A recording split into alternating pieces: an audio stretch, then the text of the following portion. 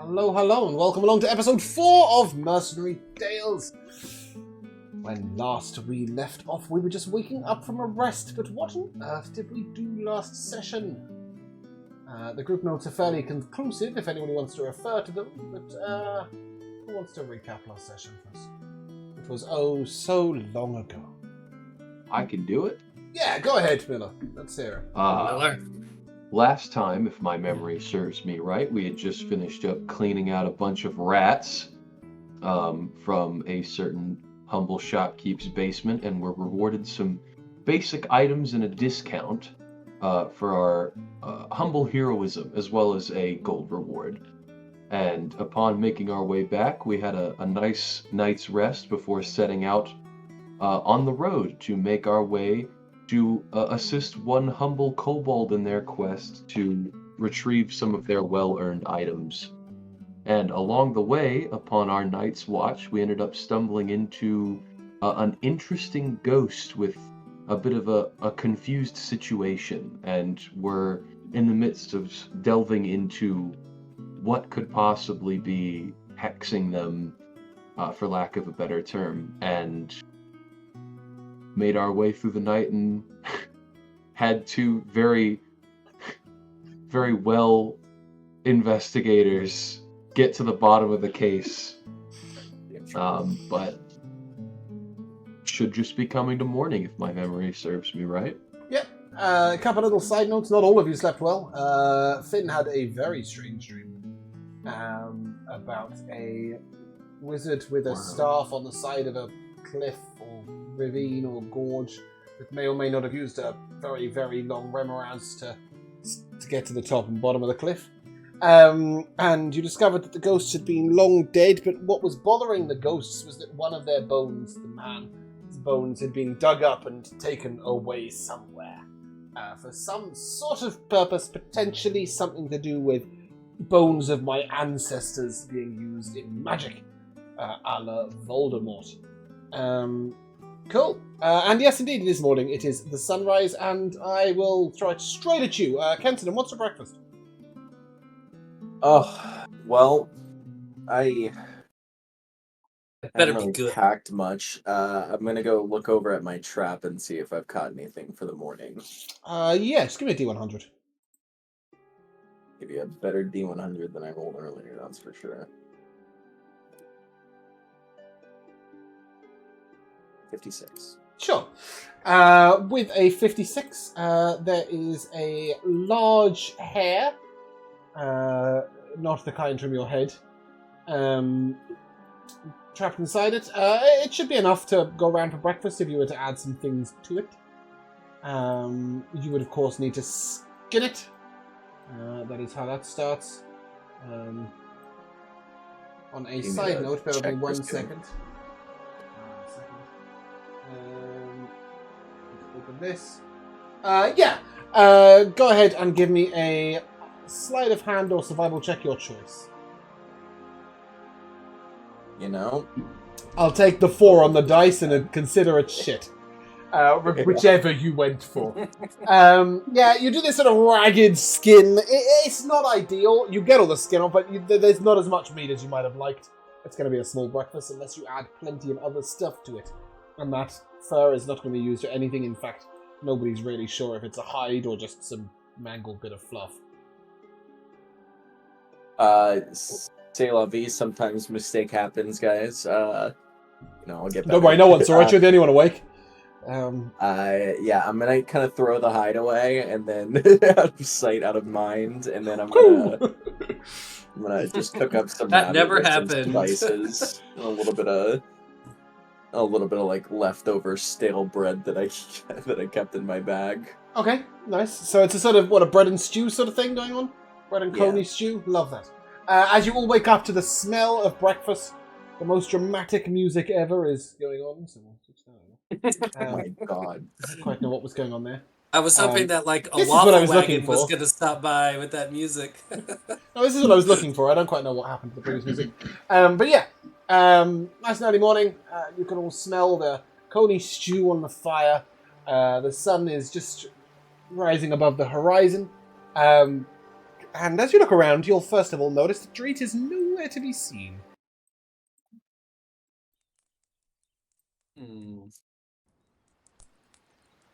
Who was on the last watch? Is always It was Kenson. Just Kenson by yeah. himself. Yeah, because he was cooking breakfast and getting everything ready. But Kenson, when you were around, you also didn't see Dreet. You assumed Dreet was in his tent or whatever, but nothing. Or in her tent, sorry. Nothing. As you look around, no Dreet.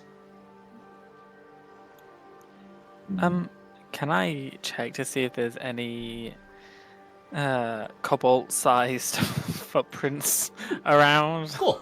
Yeah, go ahead and give me a survival check. Is anybody else particularly versed in tracking? I think I might be. I'm good at it. Yeah, Josh, you can roll with advantage. Survival? Yeah, Jack Sarah can give you a hand looking at these tracks if you'd like.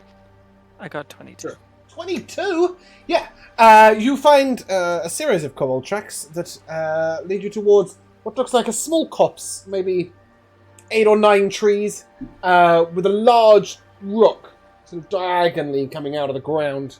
It doesn't look particularly dissimilar to that rock there on the screen if you did want to have a look at it, but it's not that rock. Little way out of camp. It's like a miniature version of Pride Rock from Lion King. Sure, maybe, yeah. I mean, it's wedged up as if it was... There must be something underneath it, but you can't see it because you're looking up it, if you like. And the tracks go to the side of the rock and into this copse of trees. It's maybe 300 or 400 feet out of camp. Yeah, I think I'll follow them, but keeping my eye on the footprints, so I don't actually pay attention to like what's around me. That's alright. I think Jixera's with you, so Jixera can sort of keep an eye out. I'm helping. I'll go. Actually, while he follows the footprints, I'll climb up to the edge of the rock to get a more bird's eye view of down in the copse and see if I can see her from above.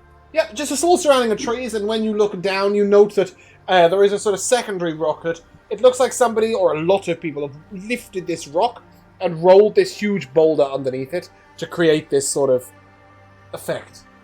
And as you head around the corner, Hugo, you see a little tiny cobbled head just pop out from a gap in between the two rocks. Is it gone? Is Paul gone? The ghost! Yeah, I don't think they can come out during the day. Okay. Treat gets out and then sort of reaches back into the gap between the rocks and pulls out what looks to be a small sort of, like a little tiny piece of woolen blanket, on top of which is some nuts and some bits of fruit and a pine cone. Maybe it's Druid's breakfast. You might infer. And sort of cuddles the food very closely to her chest and looks around. Don't like ghosts! Jixera's going to clamber down the rocks to join Dreet and Hugo. And she's going to kind of like eye this boulder situation and kind of cock her head to the side. And she's going to ask Dreet, how did you move this large rock? It seems much heavier than you could lift. She Was sort this of, here when you got she here? sort of looks at you, look very confused, and I didn't move any rocks. I hid in rocks. And just as you look, this boulder and this rock on top of it have clearly been here for sort of 100 years. Right? It's not a recent thing. Yeah, it's not a recent thing. Like one rock has sunken down. It looks like once upon a time, maybe. Give me a history check. Maybe you can work something out about it. While they're talking, I'd like to climb into the little gap. You are a halfling, right? Yes, sir. It's a tight squeeze. You can just about get in. It goes back maybe 5 or 6 feet. And as you get right near the back, the ground rumbles slightly, and a little mole pops its head up and looks at you, and then goes straight back in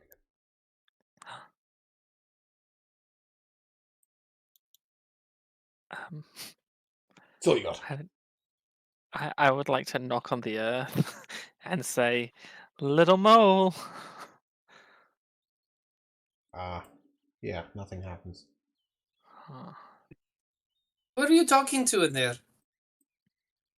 Is there something Huh? inside? No. And I sheepishly climb back out. Jigsaw, what was your Talking history to check? yourself then? 9. 9. Yeah, so it looks like this may have been raised for some sort of meeting point or to give somebody sort of a position to stand on where they could talk down to a large gathering of people. But who those people might be, when it was done, why it was done, or what town or village or whatever these people were from is completely unknown to you. There's nothing significant enough for her to mention. She's just kind of like No, nothing. looking around at the rocks. The Rita, I think it's time for us to head back to the camp. Okay. It is ghost free, as far as we know right now. Right. Okay. I do not like ghosts either. If you want my honest opinion. The elf likes ghosts.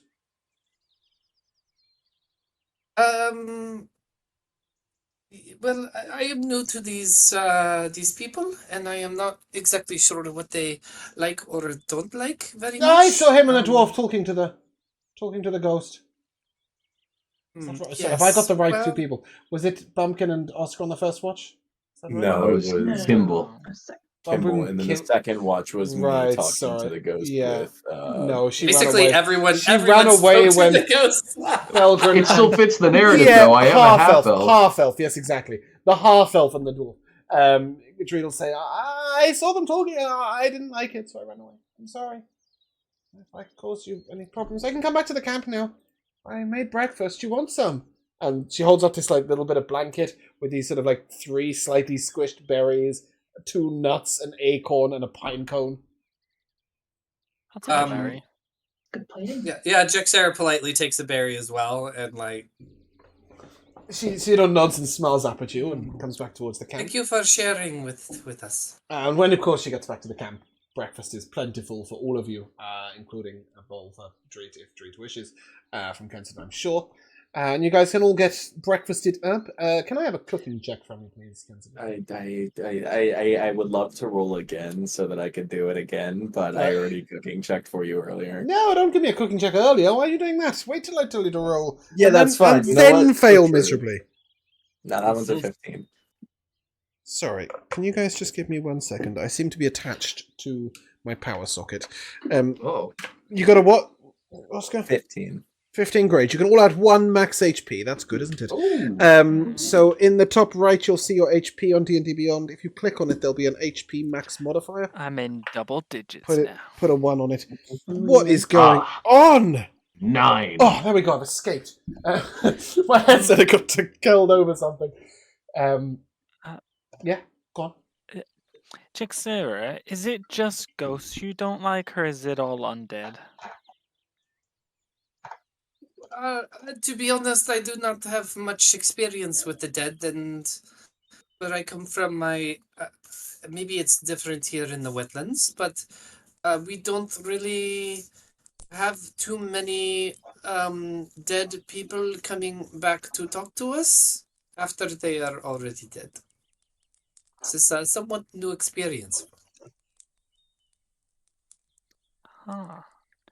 Would Do you not speak to dead all the time here? I've never spoken to the dead before, apart Well. from last night. We've done it a little bit recently. I mean, Oh yeah, 2 that's right. times in a week, kinda. It's A lot of ghosts. a lot of ghosts. So It this was is an like unexpected random encounter to occur so If- soon if after I the have- first ghost Finot. If If I had a nickel for copter every I've- ghost I've talked to, Yeah, if I had a copter for Three? every I I've see- talked to, I see that that's 2 chart, Bumpkin. coppers. That's great. I like the chart just like shooting up. So 2 times in 1 week, that is quite common. So in a year, you would talk to hundreds of ghosts, and that would explain your ease with speaking to creatures that are returned from the netherworld. No, I mean, that was the first time I'd spoken to them. I just like meeting new people. Well, when someone is committed to Fire Zarfala or the waters of Eira, where I come from, usually it is you would say a one-way trip. They do not return. How Ooh, How I like this. sad. Can I take a religion check from everybody that is not Jaxera, please? I will do so. Hmm. Belgrin specifically can roll this with advantage. Holy shit! Oh, I need this. Oh, I might not need it. Look at those Big rolls. 10. Oh, yeah, we'll see. That's a 17. 17. Yeah. Okay, so Kensidon. I'm well traveled. Big 10. Big 10. Oh, yeah. Okay, and Hugo, 13. and then Kimball, you got a 20. Did you say? Yeah, I got it. Yeah. So different scenarios here. Kimball, in the tradition of the elves that you went and met when you went away, they don't like to speak of the dead. Once somebody has passed, it's sort of thought that if you say too much about them, you can disturb them in their afterlife and bring them back to focusing on mortal matters. But prior to that, one of the main roles of local temples to where you grew up, where all of you grew up, and I think Kensidon, you would know this too, with a 10, and Hugo with a 13, you would all know that the local temple, one of the ceremonies they do is to inter the dead and to help their spirit move on from the fugue plane to the land beyond, to the place beyond. So it is quite common for ghosts to linger briefly after death, but usually that ceremony within 24 hours or so will commit them further. The dwarves, however, have a completely different tradition. And with a 17, you would know quite a lot about it. One of the primary thoughts of the dwarf is that they would go straight on to the halls of the Dwarven Kings, where they might celebrate forevermore. But it is said that should the dwarves call upon their ancestors, they would briefly return from the hall of the Dwarven Kings to protect their ancestors in their time of need. As such, it's thought of that dwarves don't think necessarily of ghosts, as they more sort of spirits or memories or history, but certainly it wouldn't be unusual for somebody to beseech their ancestors for power or strength or courage before continuing onwards. It's thought that those that sit in the halls of the Dwarven Kings can always remain in contact with those dwarves on Earth. So in fact, Jaxera's a little correct, really, in that although in her lands ghosts aren't really heard of or thought about, they are a little more common in these lands. So a little bit of history for you. I feel educated. Good. So you should. You also feel fulfilled, satisfied, sated, in fact, and fed, because it is time to move on out. Dreet will remind you that you've got to get to the wagon before it gets sold to someone else. That's her worry, at least. I will work out how I'm playing sound without playing sound. Where are we? Oop, there we go. And you guys can get back on the road. When you get back on the road, I will take a D100 from Bumpkin, please.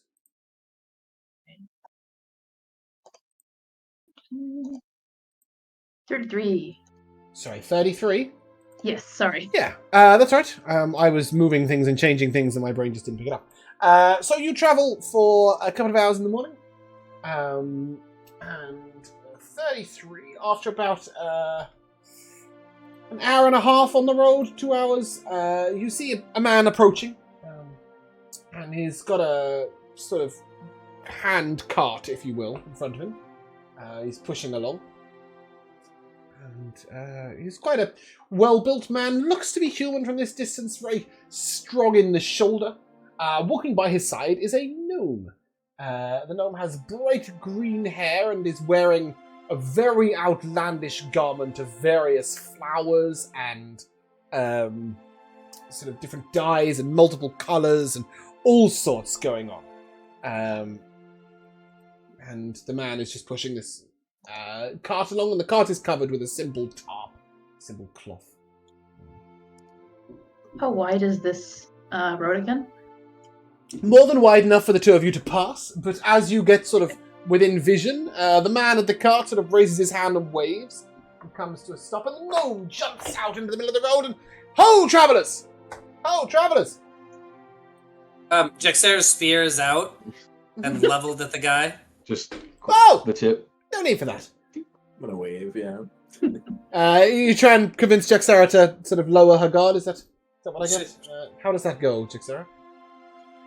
It goes well. If they're like kind of like, how is it being done exactly? I put my little thumb and pointer finger on the tip of your spear, and I just tilt it up, and I'm like, it's just a guy. In fact, it's just a gnome. She like stares down at Kimball, even though she's much shorter. It really feels like she's staring down, and she like gives a little flick and like pulls the spear out of your finger grip, and not enough to cut, but just like tugs it out as if it was definitely not okay that you touched that. And she's like, fine, I will not. I will be calm.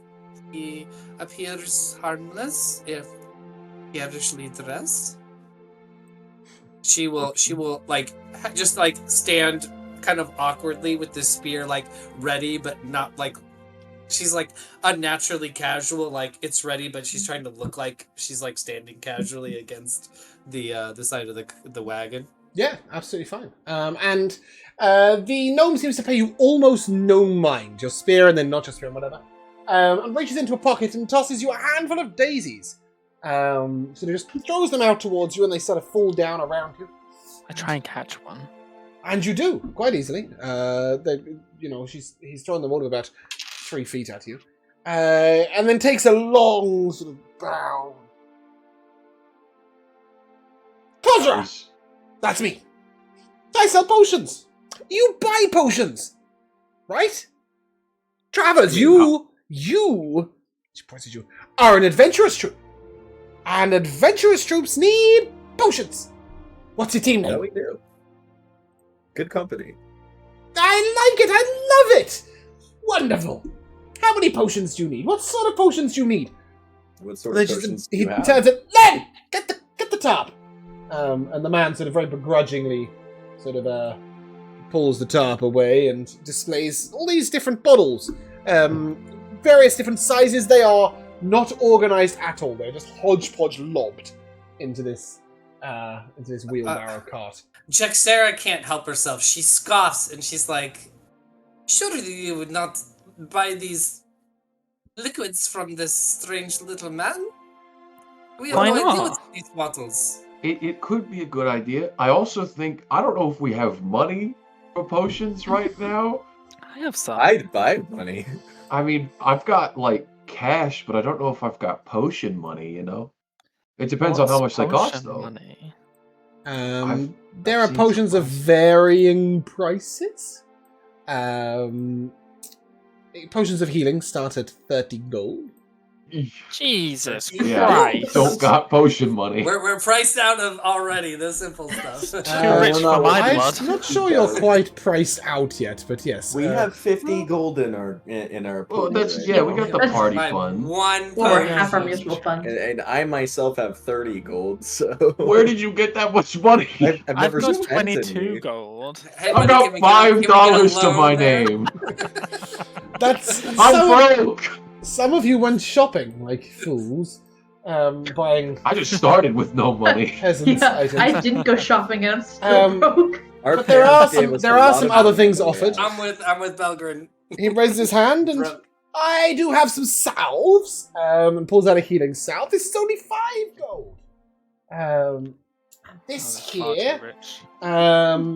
And Does pulls- anyone even know if these are legitimate healing items that, as he claims? Well, how would Then, you drink the test silver one. without buying? And the man who's pushing sort of go, again, drink the silver one. And he reaches in and pulls out a little tiny silver vial and drinks from it. And then very slowly starts floating up into the air. Oh. You can see he looks thoroughly bored and uninterested in this process. He's obviously done it 1,000 times.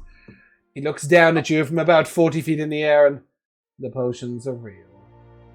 Yeah, I think that's trustworthy. That Yeah. man's floating. I believe them. Do you want to float? You can do it How for much is only a flower? 70 gold. 70 gold! Alternatively, there are some oils. You've got to sound enthusiastic. Kozra These turns around and tells Lennon, economy? "There's hardening Don't oil. Keep your weapons and armor as they should.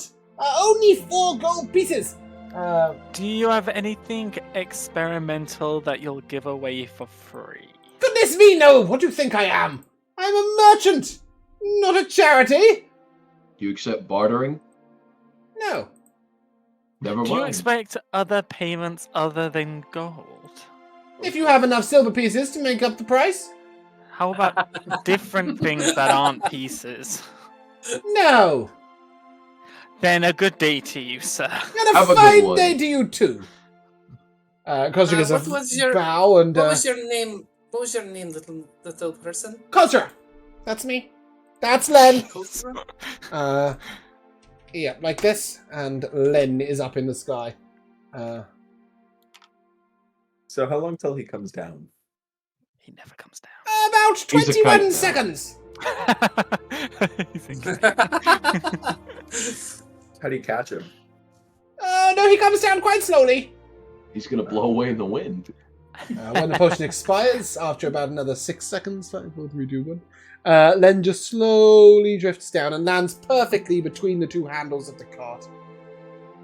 Picks up the That cart. looks And good well day to you too. practiced. It You have a is. good day. He sounds really pissed off about it. Have a good one. I'm and very sorry to have made you float into the air, sir. right, no problem. And as he begins to wheel away, who has a passive perception of 14 or higher? Not me. Ooh, I do. I do as well.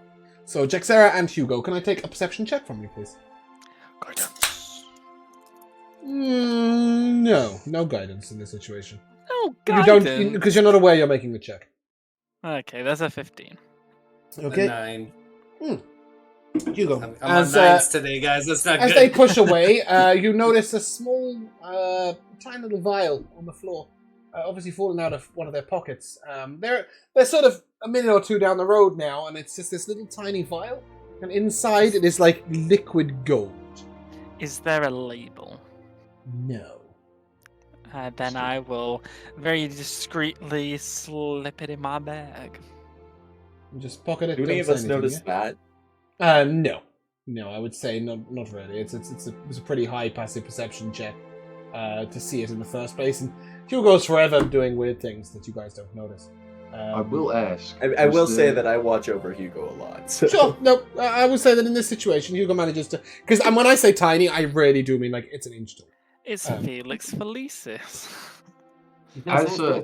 Did they have any like open display cases as they were going past us? Anything like not in a case? No, lots of the bottles were just loose in the barrow, in the wheelbarrow, if you like, in the cart. It was just like somebody had taken a bunch of potions and just put them in one by one with no thought to any sort of arrangement. Some of them were upside down, sideways, wax sealed, in a leather case, not in a leather case, in a water skin, in a beautiful glass, elegant bottle. No concept of management. If that's the case, I'm gonna see if I can do my very first rogue thing. Could I have attempted to swipe one of those? Oh, you want to try and take one out the cart? Okay, so we're going to reverse time a little bit. Just a little bit. Yep, so Len is just coming down. Everybody's staring up. Go ahead and give me a sleight of hand check, please. Just to see if I can get Are something you fun. trying to look for something interesting and take it, or do you just try and take whatever's closest? Just something fun. Great. Just whatever's Okay. closest. Sleight of Roll hand check that first. random table. I'm gonna end up taking like cream for Watts or something. That's a 23. Oh, cool. With a 23... Just go. I mean, that rogue. Nope. What do you mean? I didn't steal anything. I don't see it. No. Yes, you get a dark brown liquid that appears to have bourbon. little orange bubbles floating up through the middle of it every now and again. And when you take it, and as you sort of move it with your hand, the potion goes completely orange with little brown rocks floating around in it, and then back to brown with orange bubbles. It's colour switching as it goes. It's about 6 or 7 inches in height. It's a stout, round bottle. But it was almost falling out the cart anyway. And you just take it really quickly. Practically begging to be stolen. Oh, it was just asking to be in my hands, baby. So nobody here is an alchemist, is that correct? I could be. Soon, theoretically. I thought Oh, I I'm see not what you one mean. yet. If we eventually get to that stage. Yeah, so I think Kian is doing alchemy, is that correct? I believe Finn Yes, is going to be alchemist. so... oh, I suppose I've rolled, but you'd have to show Kian the bottles, to show Finn the bottles, to have Finn identify them if you wish. Otherwise, it's going to be the potluck draw of just drink it and see what happens.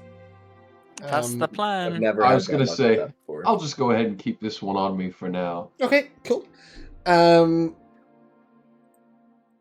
Yeah, where the fuck am I going to make a note of that? I was just gonna put it in my... I put it in the notes. Yeah, I will put in the... No, I need to make a note of what they actually are. Right.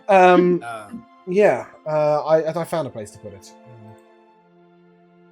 Brown potion with orange bubbles. Can't wait to drink that randomly on one turn and explode. Oh, why did that close when I opened that? It's really annoying. Sorry, give me a second. Don't worry, guys. I've got it. Dragon will never know what hit him.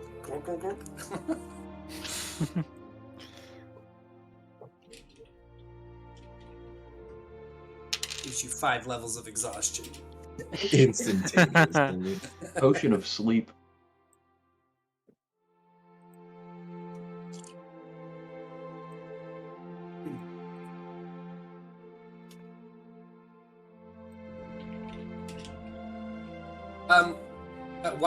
While you're reopening things, do we know which towns are on our route as we travel east? Yeah, you would know that you're approaching Little Molburn.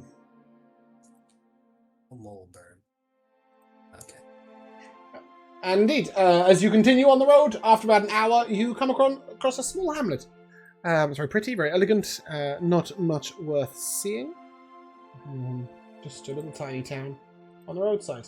There's probably... Is there a sign as we come in? No. There's about 11 houses here. There is one slightly larger building, which you might think could be an inn, perhaps.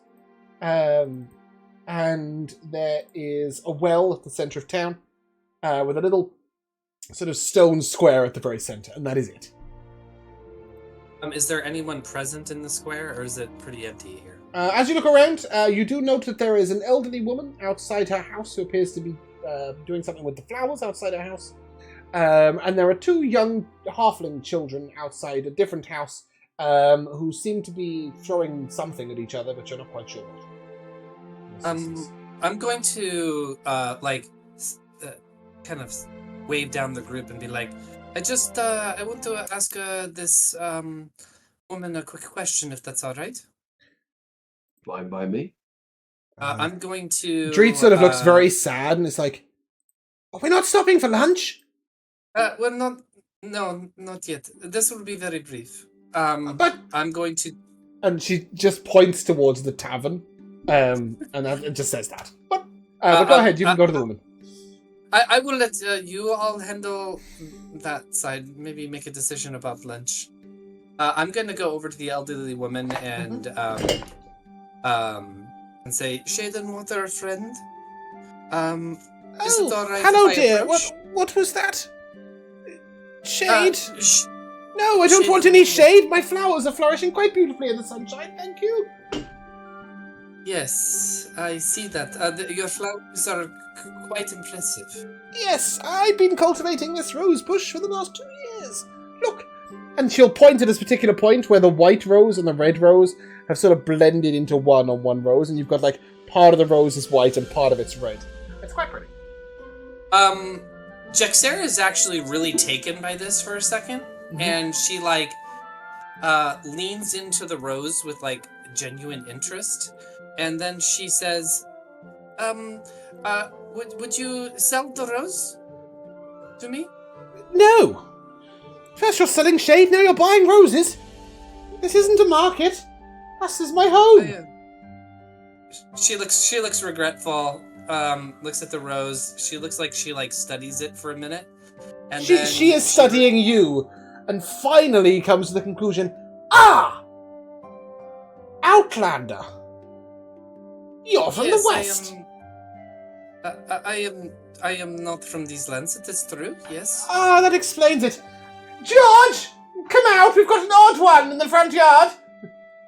And after a little while, this man sort of stumbles out. He's completely bald-headed, and he looks like he's lived 1,000 years in his 60 years of life. Wrinkles everywhere, and he sort of stumbles over the stick and... Oh, you are an odd one, aren't you? Ah. Oh, sorry to disturb you. Sun and water to you, friend? Yeah. Right. I was simply wondering, is the name of this town Brandon? No. No. Bramlath? Bramlath? Bramlath's down the road. You come from that direction, you must have missed it. It's a little way off the beaten trail. Maybe an hour or so back. What on earth is a foreign one like you doing looking for Bramlath?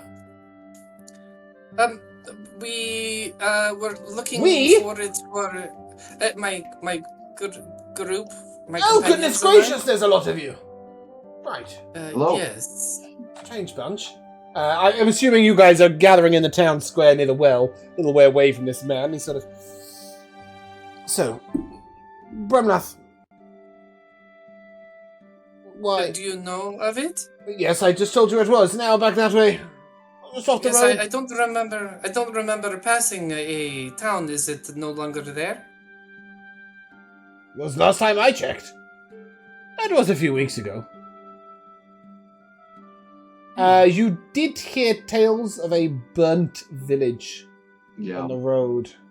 The monks didn't tell you about that. One that got destroyed. You guys are quite a long way away. Yeah, but it was sort of in the distance, a little bit of smoke. But yeah, you can now with the directions going backwards, assume that was Bramlath. Okay.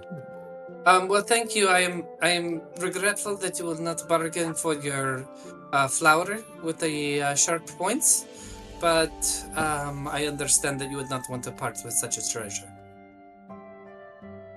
The man sort of looks you up and down and... Yes. Jaxera just kind of bows a little bit and just like... He looks down as if you've looked at his shoes. And then sort of, right. Good day. Jaxera like wanders back to the group, and she's As you do so, you just hear the woman turn to the man and, George, she tried to sell me shade! Since you're walking back. Yeah, you get back to the group. Please tell me that we are not staying here for lunch. These people in these villages are very strange to me. I really hope not, because it seems like you're up to shady business. When you point towards when Dreet points towards the inn, you would see a beautiful, fairly large building for this town. It's called the Old Horseshoe. There's a little stables to the side of it, and the stables right now seem unoccupied. But you can hear a slight bit of bustling coming from inside the inn. It is warmly lit. It looks a little cozy. I could use a bite to eat. We could make on our way afterwards. It is about 1 p.m. right now. Lunch, yeah. I don't see why not. I feel like, no offense, Jaxera, but I feel like everybody's kind of weird to you now. I mean, you all talk to the dead every week, and do not have any value of shade, and think water is worth nothing. So yes, It's Well, not whether there's worth very nothing. strange. Water's like really good. You kind of need it to live. We know that. Yes, but you have it everywhere, and it falls from the sky all the time, and Yeah, pretty awesome, right? no, it's terrible. I get wet. And I She don't just know. shakes her head at Kimball there's no helping this. Like he's just never gonna get it. Dreet Kimball, goes to stand between Kensidon and Belgren. as the rest of you are talking, and starts sort of pulling on your shoulder, pulling on your elbow cuffs. Sorry, Hugo, carry on. Kimball, I just don't think she likes change. I mean, that's fine. You know, a lot of people are resistant to change, but kind of have to live with it if you're going to be adventuring at some point. I'm standing right here. What? Yeah. Huh? Yeah. Dreet reaches up to Belgren and to Kenson individually and just pulls on your elbows. And we are having lunch, right? I think everybody's for lunch except for Jaxera. Unless you want to join us. I'm sure I can, I suppose. No Hopefully reason the not food to. is recognizable, unlike those scaled things that they served at the last place. It's fish. It's called I fish. wouldn't be too The fish, surprised if the they fish. sold fish here. They as are well, quite for near the things, sea. Sure. Yeah. Yeah. But when you get to the door and the door opens up, you'll see this is sort of there's cobbled flagstones on the ground, and then sort of like gentle rushes have been laid about it. There's a slight smell, a sort of warm honey, and there's definitely something meaty cooking on the spit. You can just about smell it. There's also a sort of slight smell of stale beer and some pipe smoke. It seems very warm in here, a little bustling. You look around and there's 5 or 6 tables that are occupied out of the 12 or 15 that are in here. It's a lot busier than you would have expected for a tavern at this size in this town. I'll head over to the bar. As you head on over, you will note that this particular bar, about 2/3 of the way down, has a series of sort of like it's a platform all the way along the bar, and then there's a second platform even higher up. You could step from one to the other if you wished, as if the entire thoughtful. bar is a set of stairs. And you will notice looking around that there are gnomes, halflings, and humans within here, so it's obviously quite a popular thing, so they've just facilitated the height differential. Standing behind the bar is a very large, sort of muscular woman. She's got ginger hair sort of tied up in a bun, and she's lightly freckled. She looks human, and she's currently doing something with the inside of what looks like a large bucket. And it looks like it's quite hard work. She's trying quite different. But as soon as she sort of looks up and sees the door open and you all come in, welcome! Welcome to the Old Horseshoe. You're new here. What can I do for you? Can I have a glass of milk, please? Of course you can. You know. Got any house specials going on today? Are you looking to eat? Yeah, we're looking for some Lovely. lunch. We've got a large shank of lamb on the spit. We've got a bit of last night's pork, if you'd like. Fresh stew or porridge from this morning, if you prefer. We've got freshly baked bread. There's fresh caught fish. Just going on about now. What sort of thing can I offer you? I want, and this is a special request, if you can manage it. We're good for special requests. What would you like? The stew, but in your biggest bowl that you have. A large bowl of stew. A large bowl of stew. Almost for sharing. Yeah, sure, why not? Lovely, we've got a sharing bowl. I can do that. Can I also make a special request? Why, of course.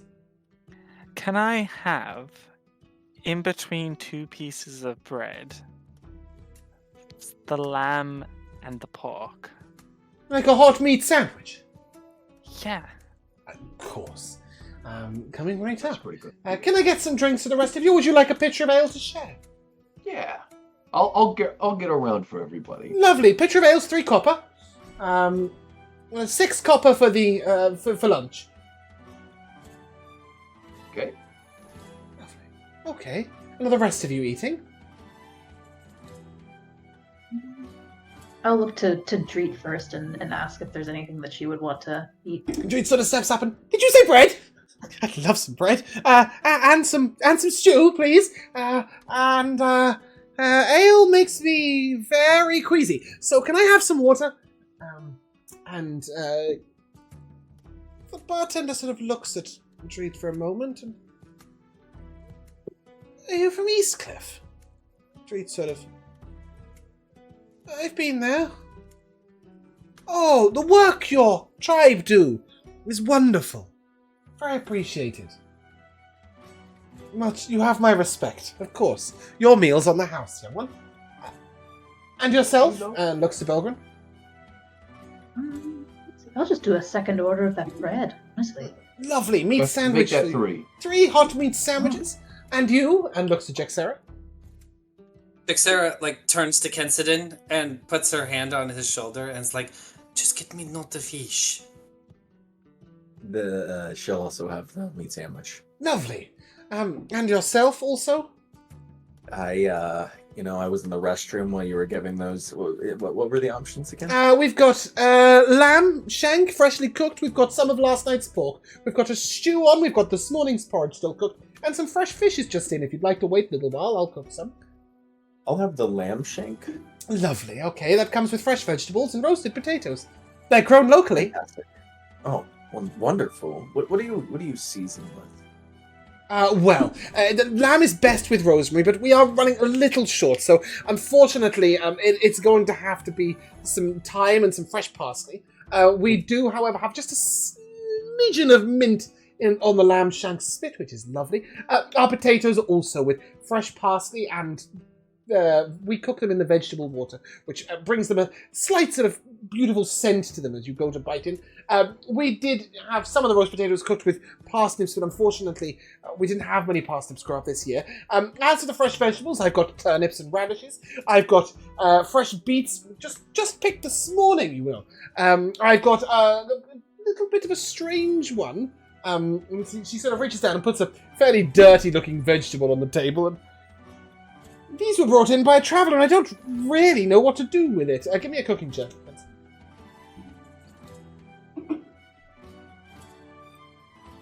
And that one for You have never seen this. However, Jexera, straight away, when you see this thing, you will know that this is not a vegetable that should just be eaten as it is. In fact, it is not really a vegetable at all. This is a star fruit. Definitely shouldn't be eaten. Do I know what it's used for? It's a root vegetable. Root vegetable. It's a Sorry, going back a second. So it's a desert fruit. It's usually used as the whole thing is hollowed out and used for like cups or to collect water. It's not really eaten very often. It's quite a pungent flavor and it's quite tough skinned. She's next to Kensidin already, and she's like, "I don't want to eat this one. I know this one." She overhears it. You know this? Oh, well, wonderful. What can I do with it? We make it into cups holding for liquids and things. I don't think that from the desert. should eat it. I think it might make you quite sick to your belly. It seemed a little tough. Right, okay. Well, it's very durable. It can last for many weeks if you cut off the top and carve out the inside and let it dry. It can hold liquids for a long time. Very useful. Damn, I paid quite a bit for these because they seemed exotic. Well, I'll give them to Harold and see what he can do with them. He's our local carpenter. If you are looking to have any work done, fourth house along is. And were you eating? Looks down to Hugo. Oh, no, you were meat sandwich. Sorry, were you eating Jexera? Were you eating? Ordered by Kensidin, right? Is that everyone? Right. Great, fantastic. Food and drinks coming out. If you are eating, it is 6 coppers. And the entire round, the entire pitcher of ale is 3 coppers. She doesn't charge you for the meal. Could I just slightly alter my special request? Well, of course. Could you add some roast potatoes to that sandwich? Of course. You don't need to. You can have some wine. I will add them, just in case. Thank you, and I'll have some of yours too. There's and I plenty will of food boff to Ken go on the round at the Old nose. Horseshoe. Please take a seat at the table in the corner. I'm sure Claire will be with you soon. Give me an insight check if you have a passive insight of 12 or higher. Yes, guidance. Love being in this club. Insight check? If you have a passive insight of 12 or higher, give me an insight check, yeah. 19. 19 too. Cool. When she mentions Claire will be over soon, she seems a little worried or concerned. and is sort of looking round the tavern. When she mentions What's who's wrong? coming soon? Claire, whoever that is. Claire. Who is this Claire? She's our And why is she coming? she's our bar girl. She would normally bring over the drinks, but I asked her to deliver to table 6 about 15 minutes ago, and I haven't seen her since. I look at table 6. You look a stout fellow. Nods Thank towards you. Belgren, and you. Could I possibly implore the two of you to stand at either end of the bar and keep watch? Don't have Sorry, anyone who's the behind. two of us? Yes, one at either end. I want to go and look for Claire, but I don't want any trouble in the bar. Oh, absolutely. And she sort of bustles to the side, heads off, and after a couple of minutes, she returns. I'll bring your drinks over myself. Take a seat. End of the. Just over there. Where is do she? you need any assistance, or we are quite good at finding people. We found this kobold hidden in the woods just this morning. Right. No, I'm sure it's no trouble. I'm sure she'll be back soon. Don't worry. You take a seat, and I'll bring over your drinks. Very well. As she walks off, I'll sort of look at everyone else and go, does anyone else really kind of want to go look at table 6 right now? Because of that whole thing that just happened? Which one do you think is table 6? There is Just- no I- indication of the source. Oh, shit. I thought they had numbers. Nope. Are there other, like, barmaids? So there's 5 and- tables and- taken. There is no barmaid. She is the barmaid, and she's not Okay. here. You'll see there's 2 tables of halflings, 1 table of gnomes, 1 table of humans, and then 1 table of mixed, like, various humans, gnomes, and halflings. Oh, those are the only 3 races in representation. This is going to sound odd. Do any of them just look real mean? Just real an insight check. rancid? Just give me an insight. Insight. Oh, I'm so Who good at that. looks sus? It needs to be Who voted looks out. like they would kidnap a bar hand? Who doesn't have drinks? It's also Insight an check. option. 6. 8 minus 2. Yeah, so as you look around, everybody looks a little country bumpkin-y. I can't use that word now. Yes, they look a little rural. Everybody sort of looks local. They're all sat there, sort of. There's lots of gossip going on. Everyone seems relatively friendly with each other, but you do notice one woman is crying. Not what you were looking for, but she is crying. I'm gonna go. What looks to be her husband has his arm around her. That's.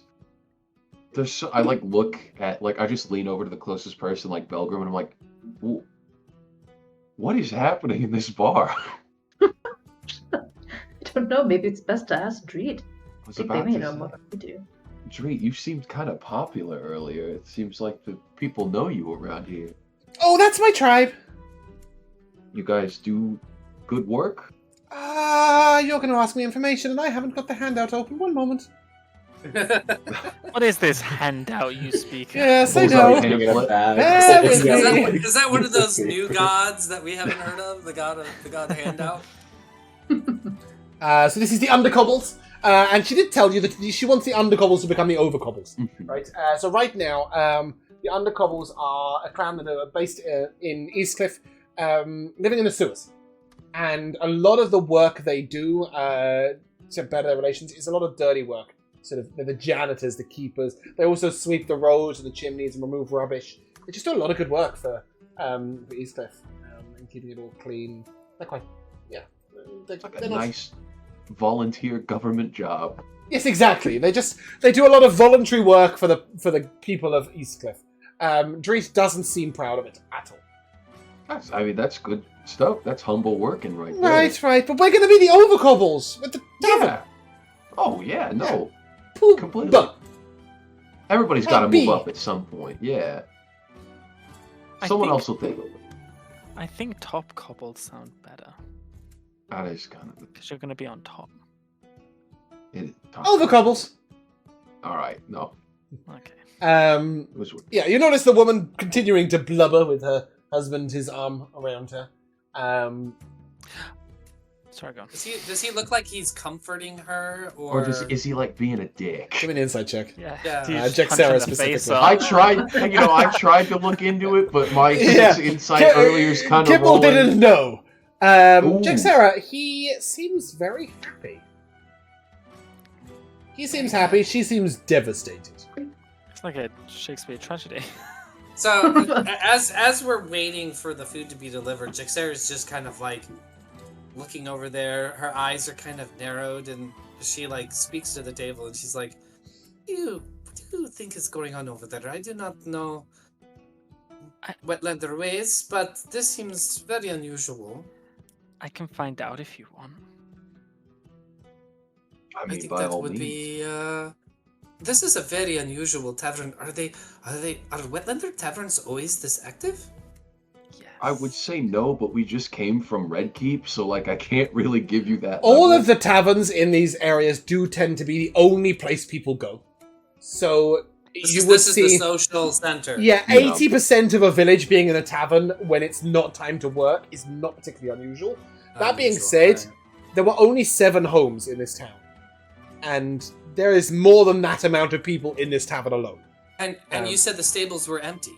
The stables were completely empty, yes. So these are Girls. these are all locals in They're- here. Locals or long-staying tourists. Tourists? There's no tourism. There's nothing to go see. Yeah. Let's a go tour. to Little Molburn and have a nice trip. There's house 1 and there's house 2. I love It's a House short 6. tour.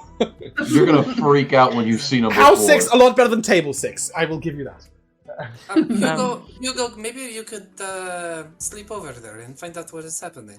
Yeah, that was my plan actually. Good thinking, Jixera. I will wild shape into my mouse form and scurry along to try and overhear the Are conversation. you doing that like at the table where Yeah. everyone can watch?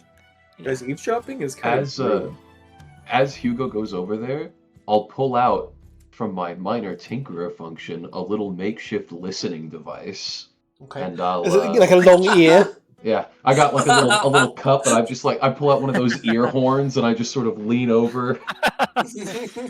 Hugo, give me a stealth check, please. You may give this an advantage as you are, but with your mouse. Oh yes. Mouse. Do we have the Stealth, you picture of the say? mouse? I can provide. Okay. Guidance. Oh Uh, my god. a Okay, mouse. that is an 18. No guidance, Josh. You can't cast a spell while in mouse form. Okay, 17. The bartender comes towards you and you manage to scurry round to the corner. And you just hear the woman sort of, "We've lost everything. Everything. Nothing's left of our home. We've got nothing left. We're going to have to live in the city." And the husband's sort of going, "I know, dear. It's terrible, isn't it? I've always wanted to live in the city. And the payout, when we took that underwriting, we're going to have whatever life we need. Don't you worry. It's going to be wonderful. I promise." And you hear her continue to blubber. And you will note that the talk at the table seems to have been all about things that people have lost. Their homes, specifically. Oh, they're There's something going on with refugees. all this. The city From the nearby burned just town? burned. Yeah. Yes, they are. I'll I'll give you that. Minnie, you can have a D4 for that. Thank you. I'll head back to the table and get out of the wild. Give me a stealth check on the way back. No Just get guidance. stepped on. You No are mouse. vermin inside an inn that's serving Just food. get kicked. That you are. That's an 18. Okay. Yeah, you sneak back up onto the chair and then suddenly pop out. Oh! Just as she's coming over, she goes, "Where did you come from?" Right. I just okay. dropped my I've got tankard, milk sorry. for you. Didn't have a tankard yet, but anyway. Oh no, it was already milk, here. Milk for you. And here's a pitcher of ale and 5 cups. I also brought you some cold water and some cups. And you wanted water, didn't you? And she pours a cup of water and hands it to Dreed. And, your food will be along shortly. Did you find your missing No. serving? I didn't. Was she here, like, not that long ago? Yes, about 15 minutes ago. She went over to talk to the table at the far end, and she Oh, points to the other end of the tavern, Okay. where you see a Do I small see group them? of humans. Jixera looks at Kimball There's as like, 3 of them. Yeah. They are sat with their heads huddled quite closely together. You note that they're a little despondent about their food. They're not like thoroughly engaged in eating. They do have food. Yeah, it's just 4 humans over there, heading closer together. But it's no trouble. I'll manage. Don't worry about it. We'll look into it if you want. Right. Do be gentle. They have just lost their homes. We're not gonna rough anyone up or The anything. local village burned down. We actually just recently passed that place. Right. It's unfortunate what happened. As I'm saying this, by the way, I take like a magnifying glass out of my inventory, pop the lens out, and I'm just like tinkering with something on the table, just still making eye contact. Right. Yeah, it was... Sorry, that is not what I was looking for. Yes, it was quite sad. I hope they're okay. The people. No one was hurt, but it is more Well, that's a sad. miracle. Well, silver linings, you get a lot of business now. Get business, no one was hurt, and they may have lost their homes, but hopefully they'll be reimbursed. Hopefully good things happen. I still think it's really swell that no one got hurt in an entire town burning down. That's really lucky. Not so much. Bramlett is a fishing village. Almost all of the townspeople go down to the sea during the day to fish, and there's a small mill there, and it caught flames. The miller, well, he went out and warned the townfolk. But they couldn't quench the flames, sadly. Did Claire perhaps have a partner who lived in this town, and maybe that's why she ran off to see if they were okay? I wouldn't think so. No, Claire's from quite far to the north. what does this Claire look like? Perhaps we can take a peek for her while the food is cooking. She's tall, slender, dark brown hair, kind of shoulder length. She'll be hopefully wearing her apron. She's a lovely lass. About 20, 25 years old. Human? Oh,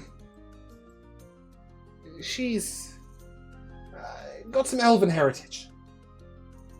Half elf. Like me. Yes, I didn't want to offend, but yes. That's fine, I don't. That being said, I pull up a spyglass and I just look at table 6. Yeah, 4 humans, heads held together. We'll take a look at that after we eat some food, huh? Perhaps we should just ask them if she ever delivered the food to the table. I can see them eating. Mm-hmm. She did. Be worth a chit chat when we're done here. Maybe she quit. Your food will be here shortly. I'll bring it out. I'm gonna Jixera's gonna like tell the group that she's gonna go check outside, and then I'm gonna go check outside. I'll just walk around the backside of the building and see if I see a woman that matches her description, or it takes you no time at all. You come out, you walk around the corner, and sitting in the stables at the very back, sort of hugging herself like this, is a short half elf. She's slender, dark brown hair. She's sitting in the corner. Yeah, she's sitting with her back against the wall, and she's clutching something to her chest and shaking a little bit. Oh god, not only a wetlander, but a distraught wetlander. Jixera's gonna do her best. She's gonna kind of approach like she would like a wild animal that she's not too sure of, and she's gonna like kind of It wasn't me. Down. Oh, It wasn't me. I didn't do it. It was nothing to do with me. I wasn't there. This person is Didn't do not. what? What is it that you did not do? I am. Nothing. What did you play it?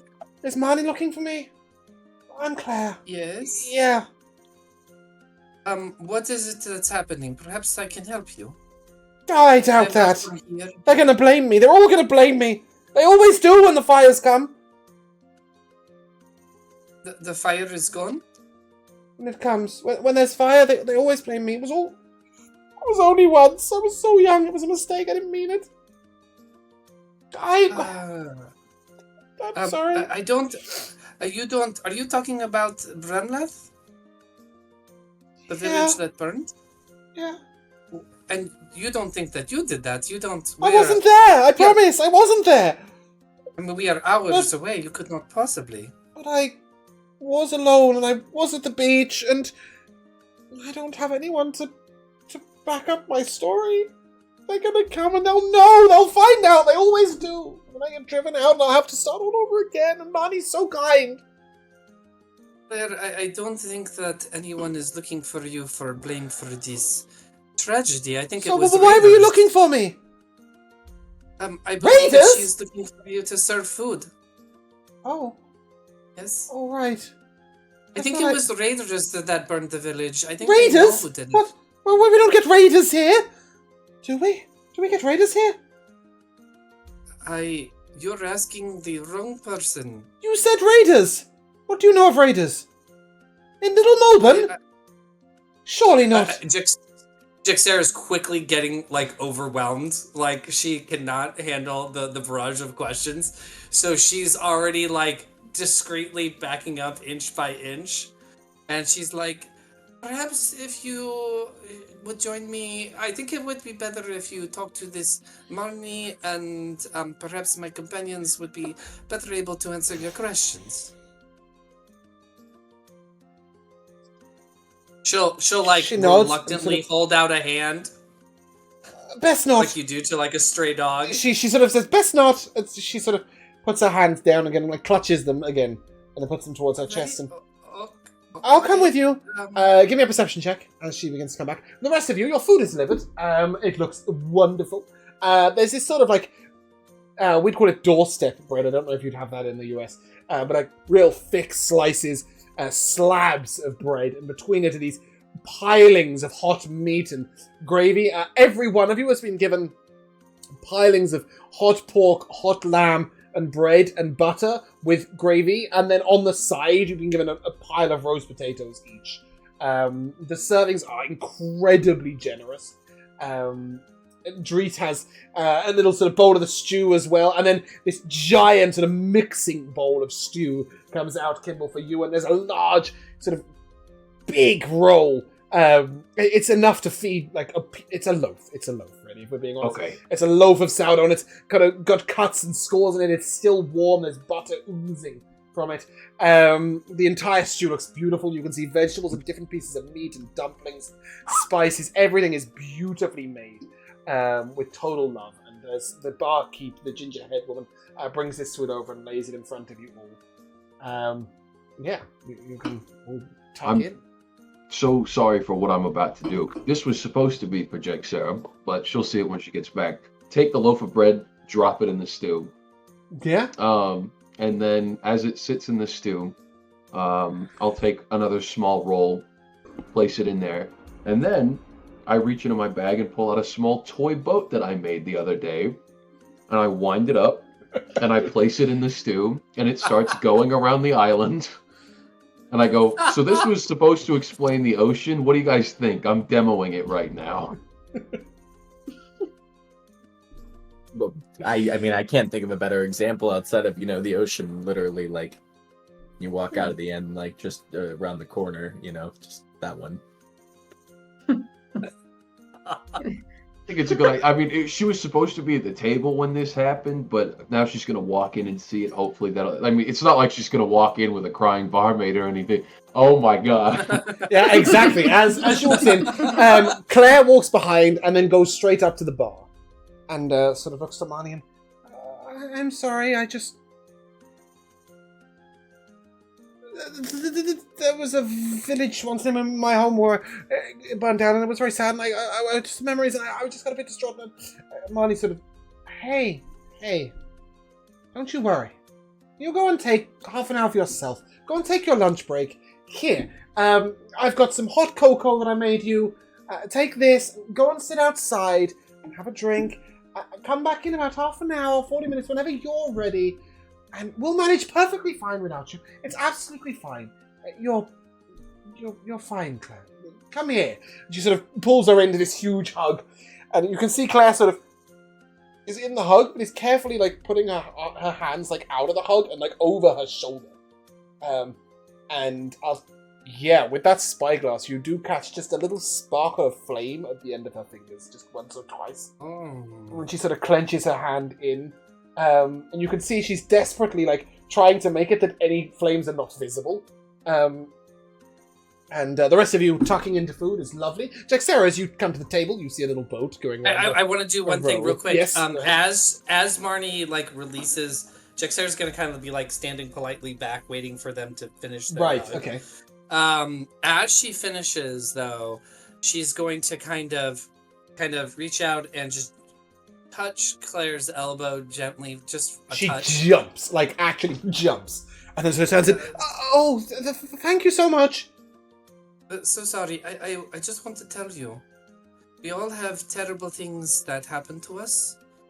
No terrible things today, not me. Try to be your best, and that is all that you can ask of yourself. Thank you. Marnie, do we have raiders in Little Molburn? No, dear, we don't get raiders here. Jaxera's already backing out of the conversation. We've got the Royal Patrols. They look after us.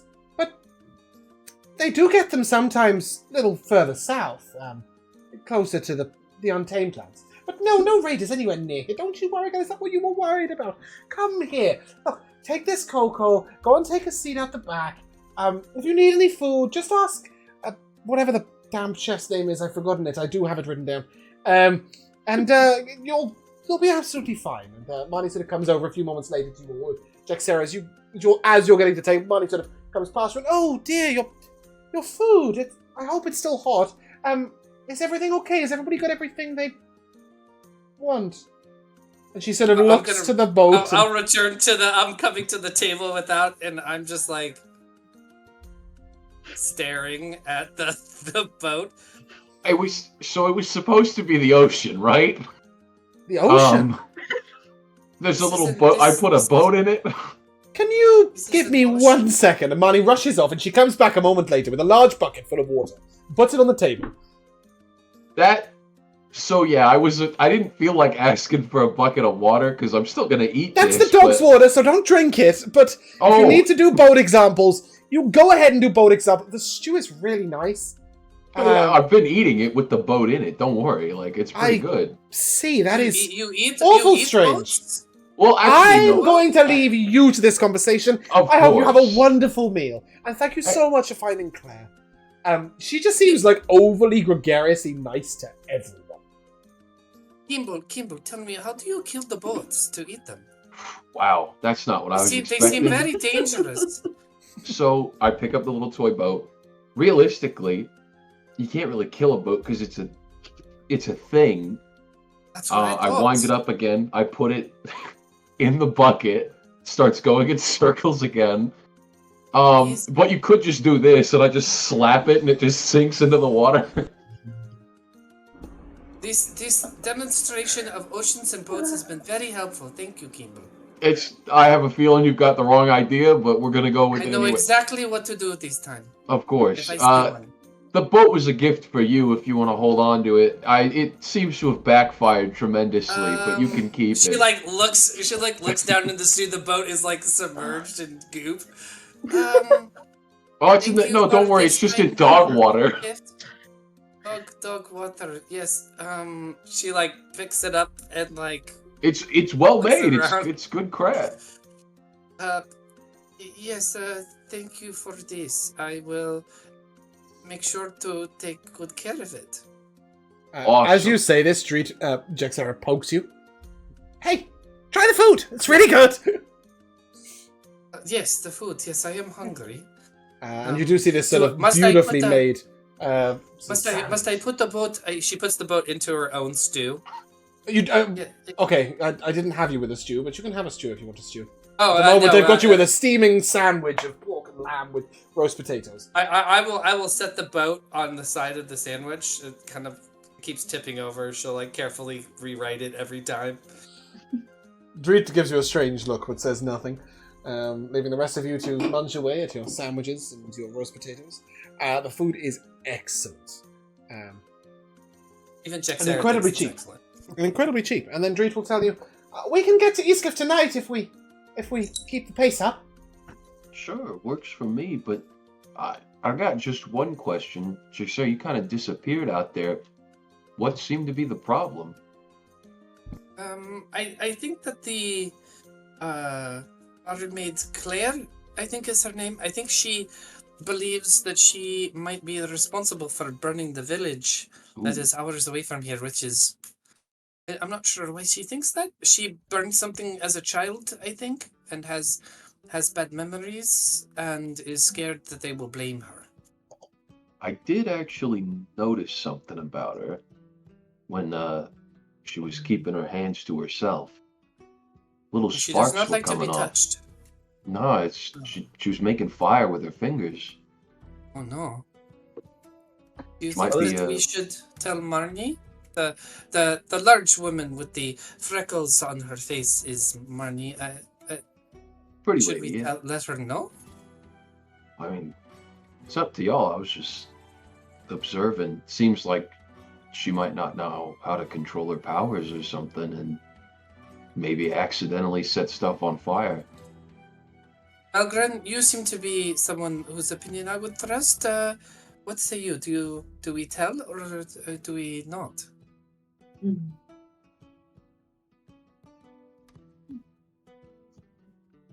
I don't necessarily know how she's gotten into these powers. It might not be similar to my own story, but I think regardless, this is a very emotionally tense area. This might be best to allow her to tell what she wants to tell in her own time.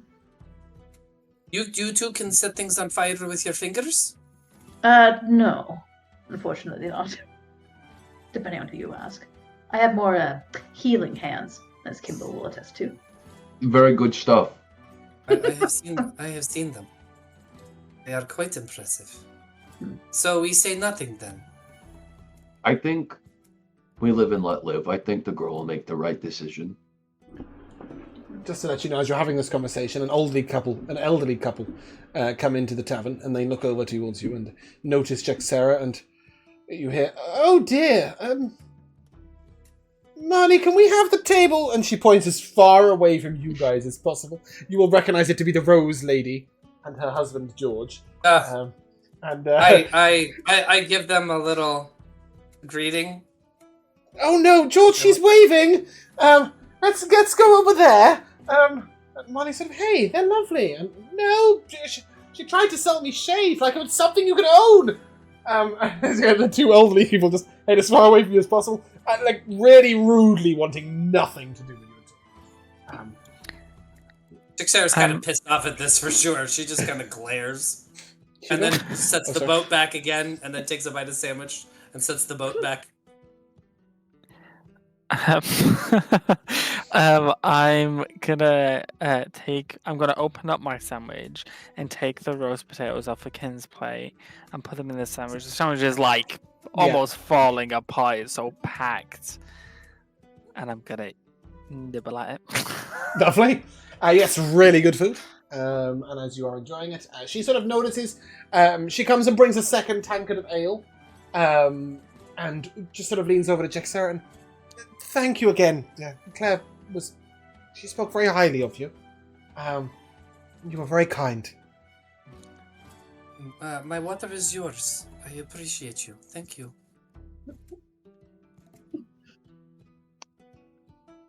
What a strange thing to hear. She for sort the of first looks time and- from somebody. Looks at the tankard that she's just brought of ale and... Water? Did you want water? No. Never mind. You brought your own may water? But now I can have it? Is that what you were saying? You could. Is the bucket still there? Yeah. The dog water. She would be like, you can take this water. I think it is. Oh, enough." right, of course, yes. I will tell you. You're done with that now, are you? It is only for She sheeps. looks over to Kimball and... Oh yeah, no, it's good. We're fine. Was it a good show? Oh, it was a jolly good show. Yeah. Right. It's dog water, You not learned sheep. much. And takes the bowl and walks away with it.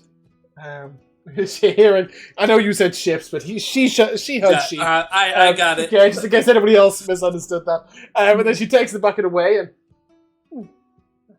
Dexter just subsides, eats, glares over at the rude elderly.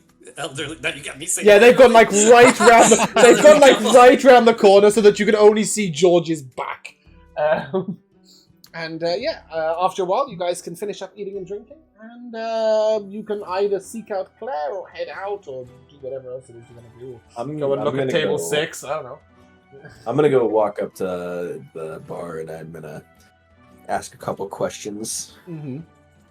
I'll look at her and I'll say, so where do you guys get your meat and vegetables? I know you said you grow your own vegetables, but We do grow our own vegetables, actually. It started a couple of years ago. It's gone really well. We get the meat from Eastcliff. It's delivered on its way to Redkeep fresh every morning. There are some farms up the west of Eastcliff, and they purpose some meat out from Crow's End as well.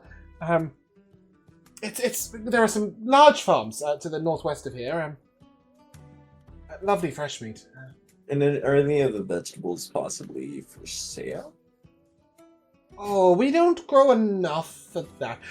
But there is some grocers' markets at the front of Eastcliff that are from the local farms if you're looking for produce that taste the same. They're really good, really lovely, high-quality products.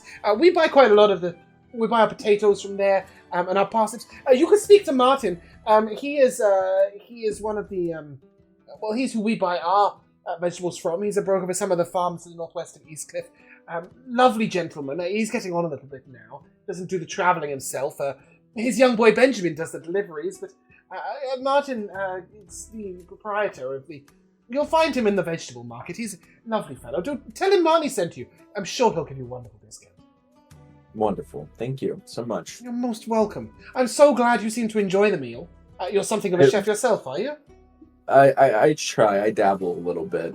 I cook for these guys. My husband is the best of chefs. I am pretty good with the drinks, and I like people, but he's the chef. He's the brains behind the whole thing. Wanted a tavern all his life, you know. In fact, it was when we got married. Well, I'm sure you're not too interested. But when we got married, we set up the tavern together. It was sort of a dream of ours, and it's gone quite well. People travel, you know, just to come here. Imagine that, to our little inn. It's truly wonderful. Absolutely consider traveling back here. The food was excellent. Oh, you're so kind. What did you say your name was, young man? I'm just Ken. Just Ken. Lovely. I'm just Marnie. And it's a pleasure. It really was a pleasure to serve you. It was a pleasure eating. You see her still again, though, stirring in this bucket, and she really seems to be having a tough time of making this stirrer move. And it means that while she's serving you wonderfully, every now and again she sort of puts a straining face on, like she's trying to push one out. It's a little strange. Tell your husband compliments, and thank you for the meal. You're most welcome. She just keeps churning away, and you guys can head on out. Unless you want to. Does anybody want to try and find Clara Seeker out, or are you guys quite happy? I do. Okay. At one point. Yeah, so if you look around the tavern, you'll sort of look through the kitchen at one particular moment and see her sat on the back step, which you know is outside, so you could circle round and speak to her outside the tavern should you wish. Kimmel just says he's going to go to the bathroom and steps away, and then he's going to go step out to see Claire. Okay. He's just going to walk up. He's not trying to hide or anything. As she sees you coming, she sort of sizes you up and... Oh, well, you're not official, are you? No. Hi. No, not at all. Claire, nice to meet you. Yeah, nice to meet you. I heard a little bit of the story going on here, and she starts to look a little hesitant. I'm not here to accuse anybody. I'm here to empathize. I've fucked up before. pretty bad. I didn't And, fuck up, though. Not this time. I've been blamed for fuck-ups because of a fuck-up. Oh, you do look a little edgy.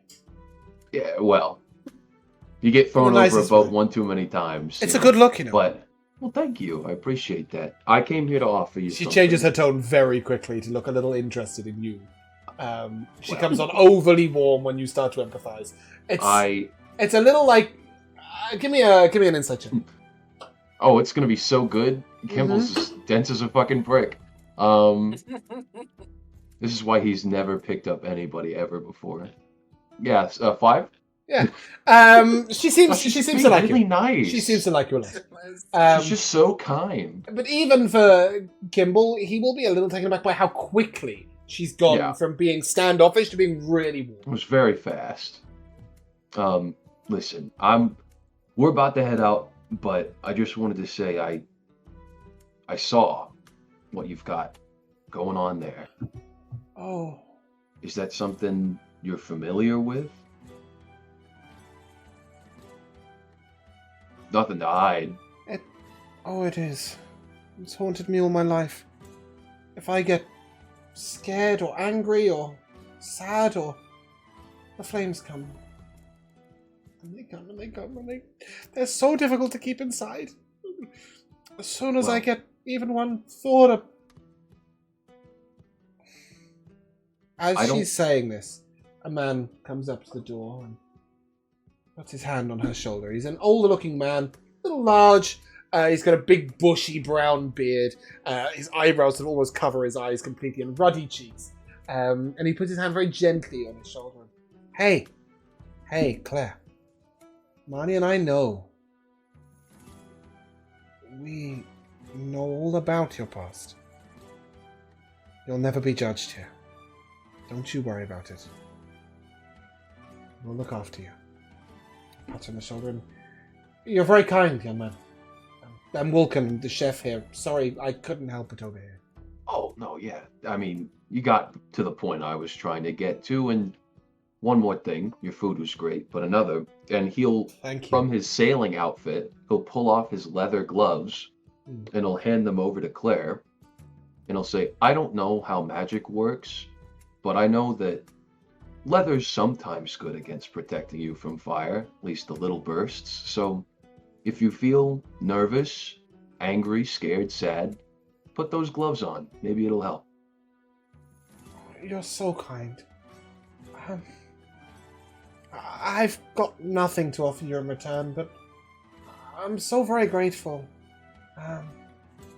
Don't worry about it. I stole those gloves. And I go back inside. Right. You see, she sort of... Her very into you interest waned very quickly when the man said that him and Marnie knew. As soon as that happened, she was just friendly. But she sort of nods to you and... I didn't catch your name!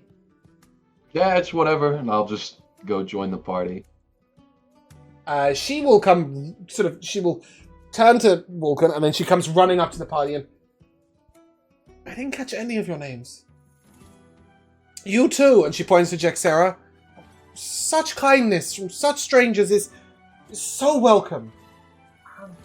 Please, may I have your Shade name? and water upon you. Shade and water upon you. Right. She looks over at Hugo. Right, and shade and water be upon you too, if that's what you're looking for. I like the bright sunshine personally, and not too much of the shade or the water. I hate the rain. But please honor me with your name. And she looks to Kimball. I'm Kimball. Thank you. It's nice to meet you. I'm Ken Sedan.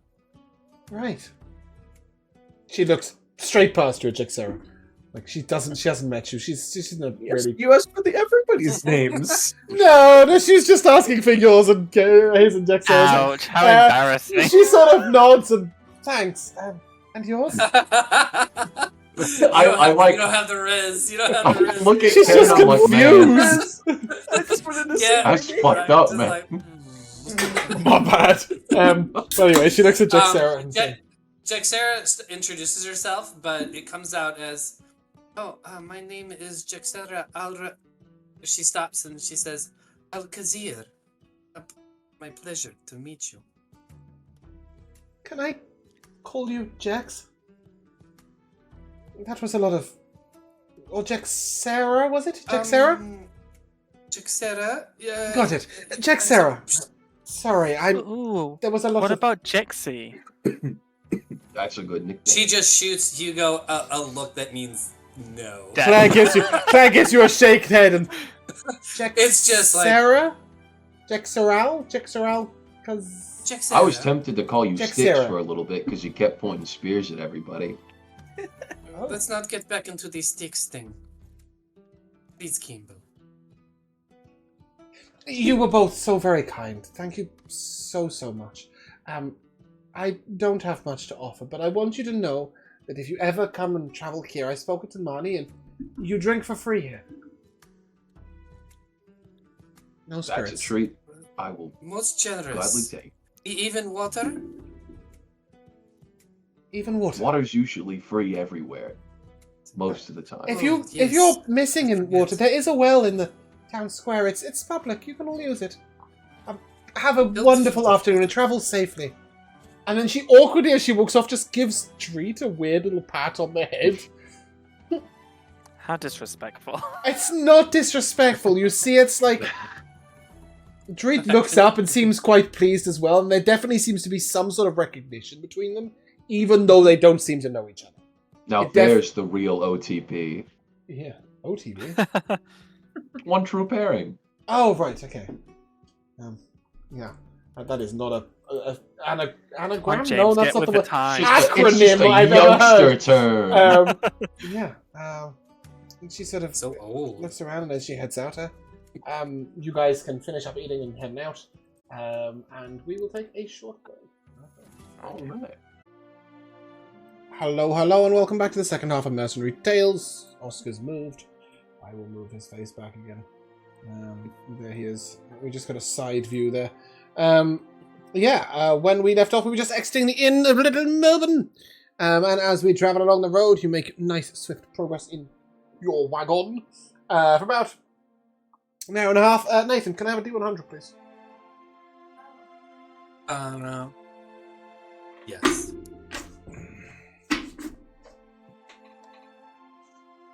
12. 12, you say? My pages are backwards. Oh, no! Oh, there we go. Is that the one where I get a +5 Vorpal sword? Nope, don't have any of those. Oh. Sold one, out. right? Fresh out? Mm-hmm. Yeah. No, this is very exotic and exciting. As you are headed down the road, on the side you see a large section of lavender growing, and Finn can take a clipping or 12. I will put. Jaxera is also going to clip one. Okay, so it's lavender. It's on Daily Beyond. You can add 0.1 pounds of it, which is just a single one of it. If you're just taking a clipping, or you can take a little more if you wish. Where did I put this? Oh, he wants it in the pouch.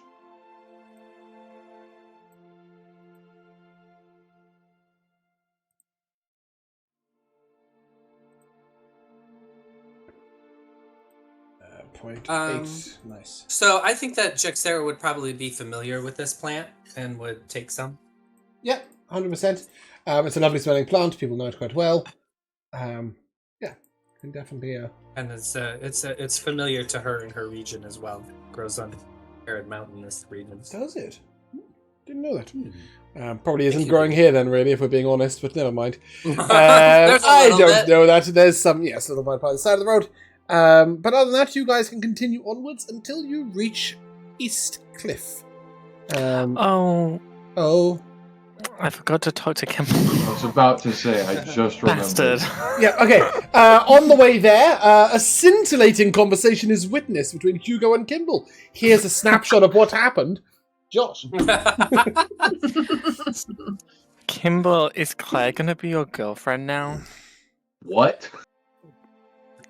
Well, you two seem to get along, and then you chased after her. I was just curious if she was going to be your girlfriend, and then you was going to leave the adventuring party to have a wife and kids. No, Settle Hugo. down. No. I don't.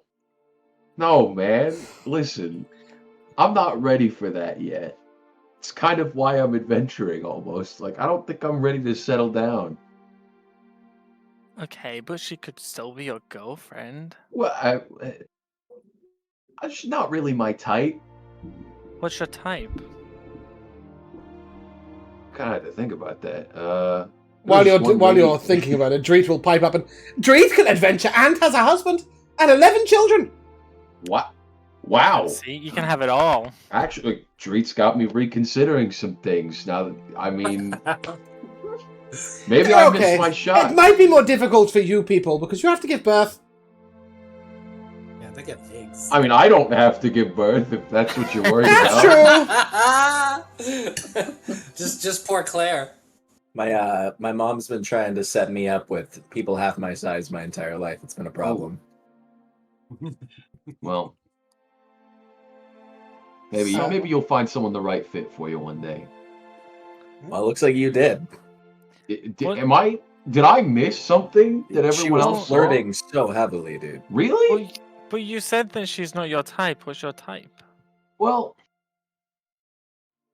again, I met this one lady on the sea. I don't remember her name. It's been a while, but we were being robbed by her and her crew.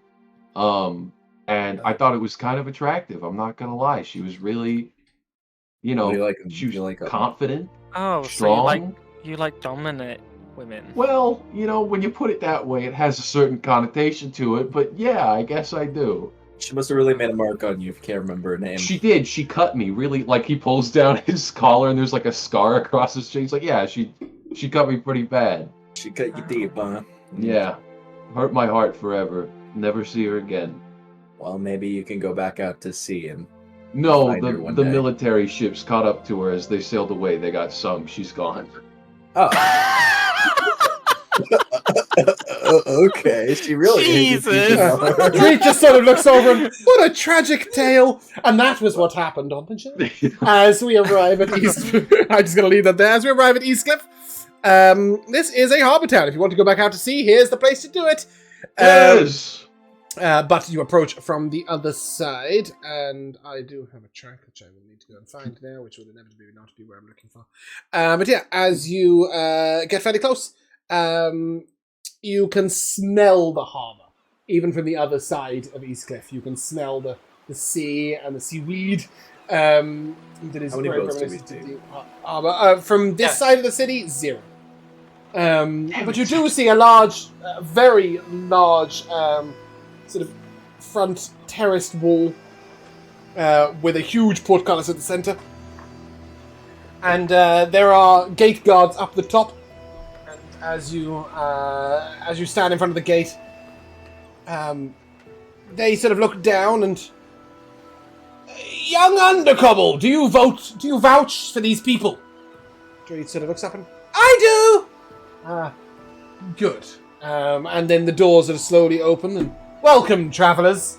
The guy says, you're up top. And you guys can head on into Eastcliff as a whole. I'm gonna yell up at him and be like, the markets, they said that they were outside the city, some of them? Yeah, Dreed sort of leans over and we're still outside the city. We'll point through and there's like a large wall and then you've got like markets and little houses and hovels and all sorts of small bits around the main city and the harbour. The main city will have a second wall to enter. They might have inquired as to the nature of your business and all sorts else before letting you in, whereas this is the outer city. So all the markets are here through this wall, so you've been allowed in towards them. And Dreed will actually point some markets out. But your first order of business, it is sort of 7 or 8 o'clock in the evening.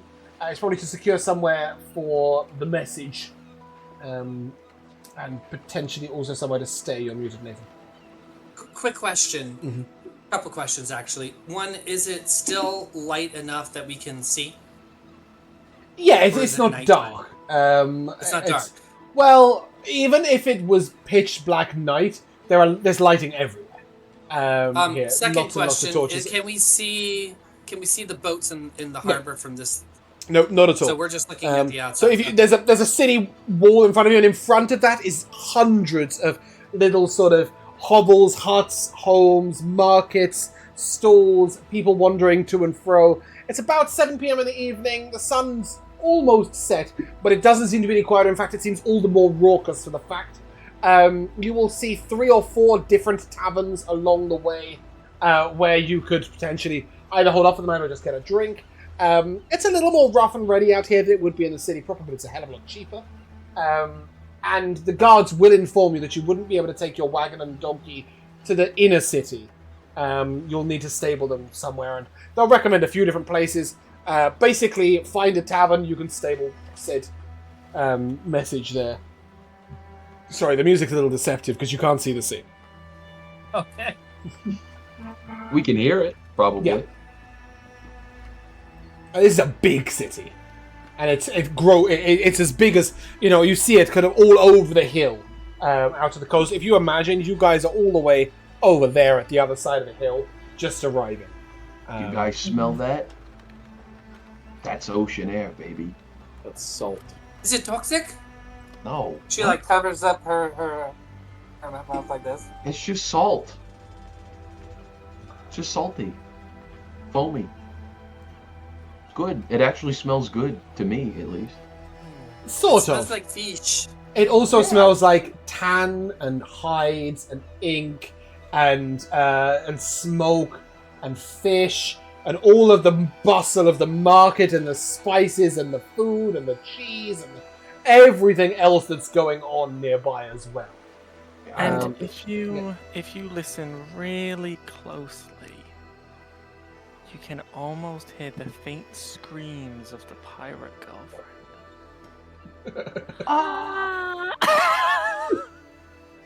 Except Idiots. it's a little gurgly. Yeah, Yes, it's both. That's more like. Yeah. 7:30ish in the evening. You guys, stable the horse somewhere before you do anything else. Yeah. Yes. Any Anyone particular else? logic to that, or just the nearest tavern with the stables? The nearest No, good-looking. Jaxara's definitely gonna veto the nearest. She's like, the nearest always has the worst prices. You always look for 3rd or 4th stall in, much better prices. Do you not have bazaars here? No, Never we- take the first offer. You always go for deeper in.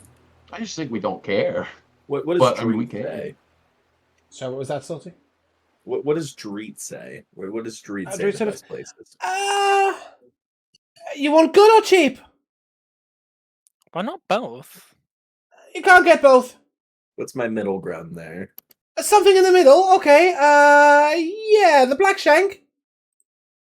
Black shank. Black Shank, yeah. Sounds great, guys. Sounds That like a sounds lovely good. place. To keep your donkey. Who wouldn't want to go to the Black Shank? Maybe we should go for a higher end place. As you look around, there are some... everywhere here looks a little rough and ready.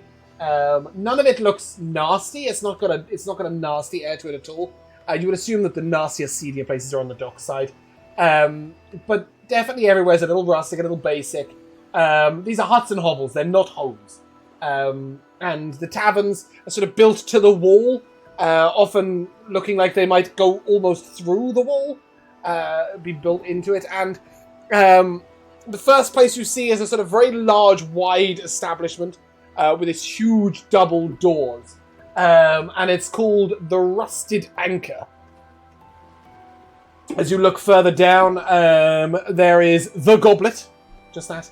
And then Goblin's Abode, and finally the Black Shank. I'm personally. I do a fan not of the know what anchor. this anchor is. Perhaps this one would be good. This is the I like first that place, idea too. exactly the opposite as what Jaxara said. This is the very first place, and you see it's super busy. And there are lots and lots of people there already. There's sort of a slightly gruff-looking man very muscular, standing outside the stables. And he's currently holding what looks like a large metal pole, really, and he's prodding someone in the chest with it, pushing them away. Yeah, I like the look of that place. That guy protects his animals very well. That's I think what we I'm go saying. there. Ain't nobody touching our mule, Nobody's donkey. touching the message today. As you get close, you just say, "We're full, damn it! Full, I said! Back off! Too late! You're too late! Never Fuck mind. off with you!"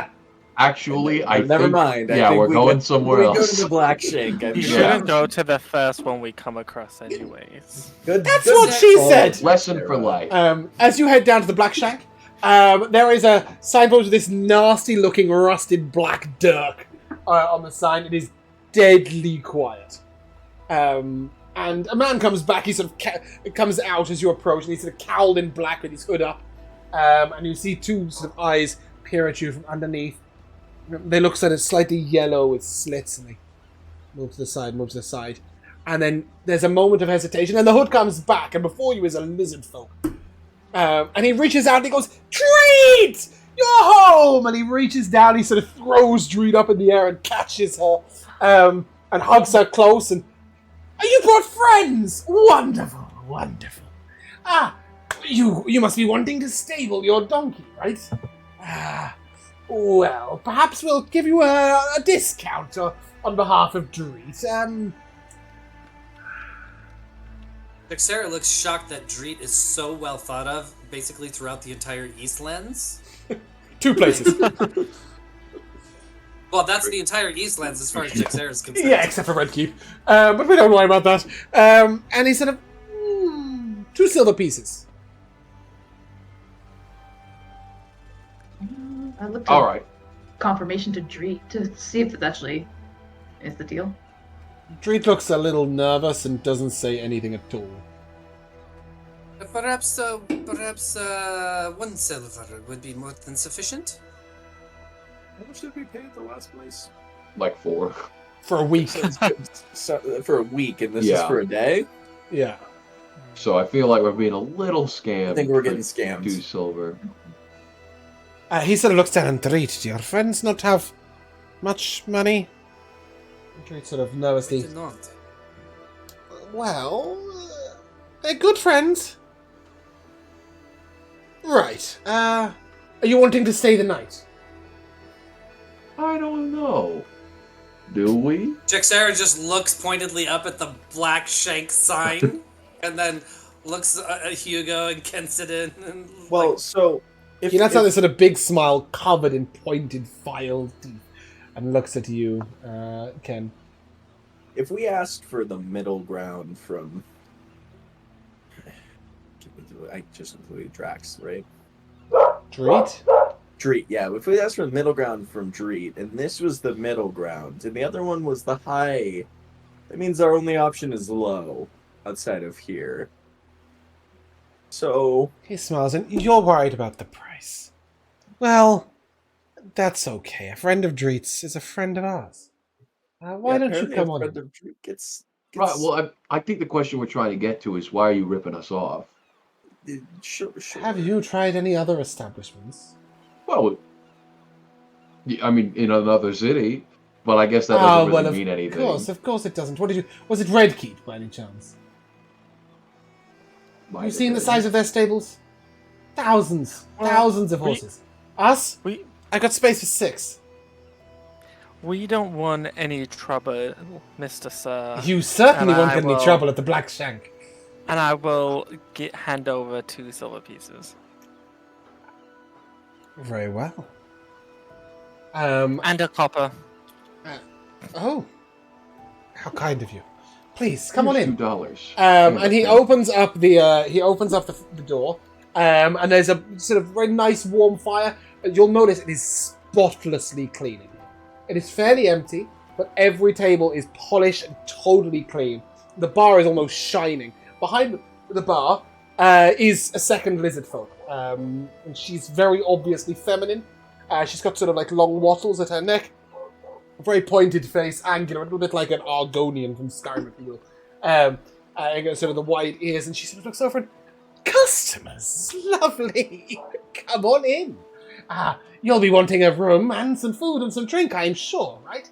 How many of you are there? 6 and Treat! Treat, it's lovely to see you. Oh, how wonderful. How about 2 coppers for 2 coppers for 2 tankards of ale, 3 coppers for a meal and a silver piece. But we say 1 silver, 6 coppers for the group of you for the night. Food, drink, and rooms. How's that? Does that include milk? Oh, well, of course, if that's what you're drinking. I'm gonna pull that from the group. Mm-hmm. Ken, pay the fine. I'm paying. Woman, yes, woman, definitely woman. Woman. We have a treasurer in our group. She sort of What, smiles and nods. And, well, of course. 1 silver. 6 copper. 1 silver, 6 copper. You're just in Pizza, time. you- We have a fabulous side of beef ready. Treat, you have not yet introduced your friends. Yeah, we Treat haven't again yet looks a little shifty and just sort of. No, I haven't. Does Dreet look like she's like scared of these people? I'd Yeah, I like was to do an gonna say. insight check on fear. Are Go ahead, these go ahead and make an friends? insight check. Maybe it's more that Dreed isn't what they claim to be. I think Jareet's 16. in their upper. Oh, that might be true. I got 16 on my insight. I just want to figure out if she is like scared of these people. She more seems nervous of what you're going to do, not of the people. Yeah, I think they're not who they say. Treat She's seems not nervous who that she you seems might to be. upset someone. Basically. Okay. And she sort of looks at you all and the food here is lovely. Really good. I stayed here when we were getting the wagon. It was the first place I came to do research. Puppy. It's okay. You don't need to explain yourself, Treat. Oh, okay. Yeah. A side of beef, right? Yeah, sure. My manners. Sorry. This is Vasi. And he points towards the female tavern keep. And this is Baso. And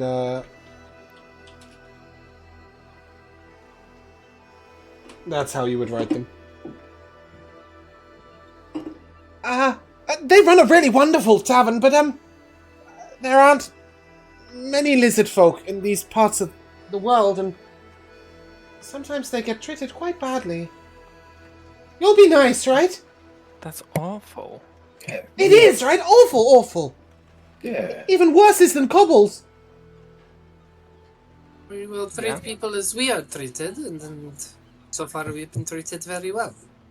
And at this, Vasi sort of smiles very widely, very pointed teeth all along. And sort of, you will note the forked tongue underneath, and she sort of, and you will be treated most excellently here at the Black Shank. Please take a seat wherever you'd like. I'll be over shortly with some food. Well, thank you. A friend of Dreet is a friend of ours. Sorry, go on. I was just gonna say it's like friend group A meeting friend group B. Mhm. It's not quite meshing. Worlds so, colliding. you get this beautiful. She brings out a tankard of ale, but she also brings out a large jug of honeyed mead, which she'll tell you is a speciality here. There's also a large tankard of water, which is sort of in a proper pewter pitcher, and then there is just a small goblet of milk that she puts in front of you, Hugo. And she'll offer the side of beef to you all. There doesn't seem to be any other options. And it will only be sort of 5 or 6 minutes before she comes out the kitchen. And you see she has a dwarf who is working in the kitchen, who sort of hands her the food. And she brings it out. And for each of you, there's like this large, it's such a generous serving. It says you can work out that they don't have many customers, but they keep making enough food for lots of customers just in case, which means they're probably making quite a loss.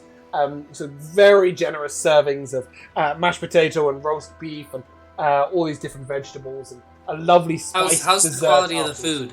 It is excellent. It's really, really well cooked. Better than... It's not quite the level of the Tripoy Inn. And it's not got that same rustic charm that you had at the previous place. But in terms of cuisine, it is definitely a step up from the country lunch. So Jexera's gonna lean across to Kensidon and kind of quietly have a word with him, and she's going to say, I have been tasting these wetlander foods, and yours are not the same deliciousness. Can you please make your stews and foods taste more like the deliciousness foods that we're having? Well, listen, we're on the right track. I'm gonna start. I'm gonna see what I can get material wise here in the city, and then I just gotta work on. My cooking on top of that. Okay, if I can help you with this process, you please let me know. Yeah. Of course. Thank you. I think we just need to go to the markets. We'll get some more spices, some of the meats, and some of the vegetables from the suppliers here, and see where we go from there. Speaking of, do you guys also get from the farms and the? I know this is a pointless question because obviously, but from the markets here. They look at you I'd like- very closely. No, we don't. This is Basso, says him.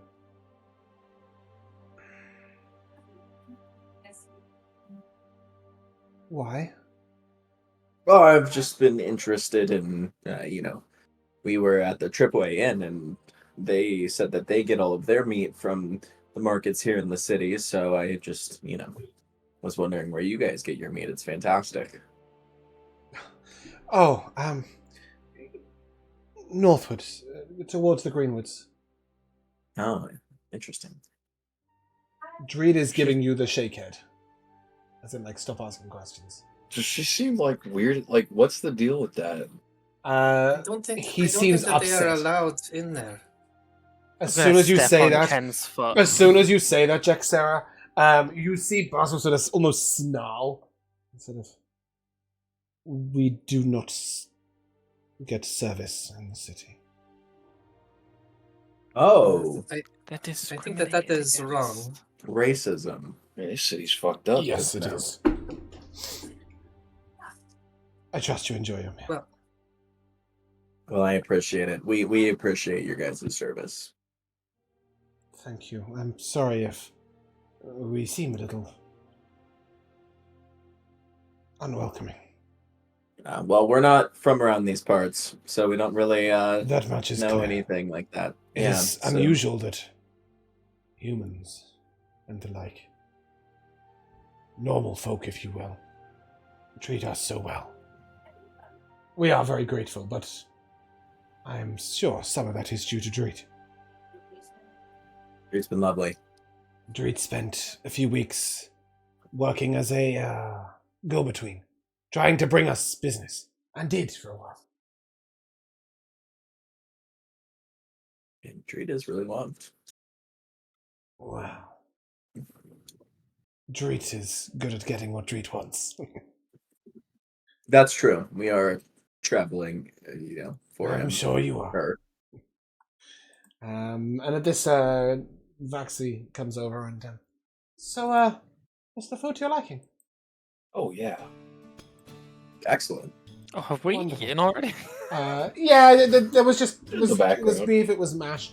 And she sort of, we have a little entertainment if you are interested. Is it Dreed? No.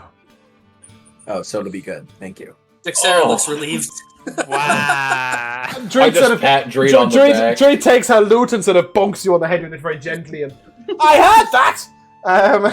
Yes, Perfect your craft, Dreed. but Got a stepping wonderful out, singing voice. stepping out from almost the smoke mist at the back of the tavern, is a beautiful red-headed woman. She looks slightly elven in the tint of her eyes, but her ears are human. And she wears jewels all along her forehead. And sort of they look to be almost stuck to her skin in certain places. She's slightly tan. And she wears this wonderful sort of long red shawl that drops all the way to the ground. And she sort of snaps her fingers. And as she snaps her fingers, music starts, which you can't see from anywhere where it might be. And she begins to sort of move in an almost seductive manner around the table, dancing And Treat sort of, you need to give her a gold, or a coin when she comes nearby. It doesn't have to be gold. It's tradition. I find this woman to be very enthralling. I am going to give her a gold. Oh, nice. Same here.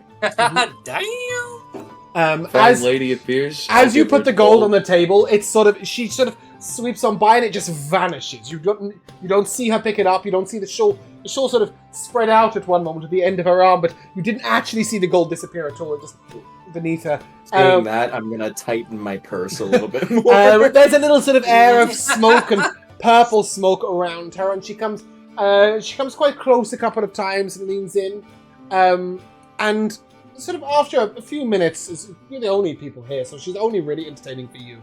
That is awesome. She sort of reaches down, gives a very courtly, traditional desert bow to you, Jaxara, which you've seen many times between meeting tribes, and it's sort of very honorary. And you would know that she is from the desert, but from a different tribe. Sorry, carry on. Jaxara actually stands up and steps away from the table and does a very formal.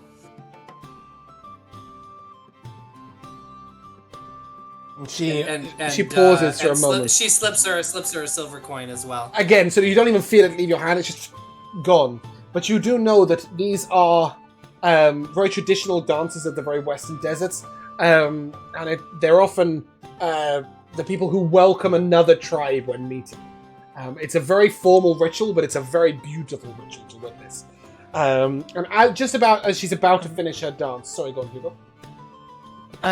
If she comes near me, I'd like to use one of my charges of my staff of flowers to cause a sunflower to grow on the tip of the staff and hand it to her. Yeah, you won't feel her take it, but the shawl sort of wraps around, and she gives you a little smile and a little nod as she dances away. And at the very end of the performance, you see she sort of waves her hand towards the fire, and there's this sort of burst of purple and green flame. But as soon as the smoke clears, she is gone. Woo! So remember when you asked me about my type? Yeah. It was like that. But that wasn't dominating. That was. She dominated the room. I don't know what you're talking about. After a few minutes, maybe 5 or 6, a desert woman, looking a little like Jaxara, in terms of, you can see they're slightly different. She's got more almond-shaped eyes. Her ears aren't pointed, but she does look a little elven in history. But she's got the same sort of slight tan, the dark hair and dark eyes, and she sort of comes out and walks over the table. And, I just wanted to thank you for your great kindness. The donation was very generous, but... And she sort of shows you a little flower behind her ear, and... Most kind. And a sister of the desert. Shade and water be upon you. My water is ever yours. Your performance was exquisite. And she sort of reaches down to her hip and she pulls out, lifts up what looks to be a sort of a water skin. And she just dips her finger in it ever so slightly and casts the tiniest of drops before your feet. And takes a deep bow, and you're far from home. Jaxara looks completely honored, she puts her hand over her chest, and she says, perhaps you can give me some dancing tips later. I learnt on a boat. It helped with the rolling and the moving. It was most unusual. You should see the boats. They are a strange thing, but a beautiful thing. I have heard of them, but I have learned how to turn one upside down to kill it. Most unfortunate if you are on the boat when that happens. I have not been so unfortunate. Well, I would not be on the boat, of course. That's what happened to Kimball's axe. I am so sorry for that. It's very dangerous, I hear. Once you drop into the water, it's over for you. Or not, depending on what you have learned. But I cannot stay for long, but I just wanted to say you're far from home, sister. I hope that you find welcome in these lands. Jaxera looks pretty solemn as she's reminded that she's really, really far from home. But she nods and She sort of she looks to you says, and, I have been gone many, many years. It gets easier. She looks around at the table of her companions and says, I will hope that is true. It is quite an adjustment. It is. I hope that you came by choice. Not all of us did. Jaxera is silent. She nods. And as she walks away, Hugo, she just passes your table. And you see a beautiful dark red pressed flower. So it's been dried and pressed. That she has left in front of you. You didn't see her put it down at all, but when she's gone, you can see it's in front of you. And as she leaves, there's a sort of silence almost to the tavern. Maxie comes over and quite gently. Do you need anything else to drink? Some water? It'll be provided. Your rooms are upstairs. There is one each. We don't have any other guests at present. We will be happy to stay under your roof. Thank you for offering it shade. You're most welcome. And she puts keys out for each of you. And so there's 6 keys. You can just go to your rooms as you wish. She doesn't give Dreed a key. You can assume the Dreed has a room somewhere. But it didn't seem to need a key for it. And with that, she sort of heads off and leaves you guys to chat in peace and quiet.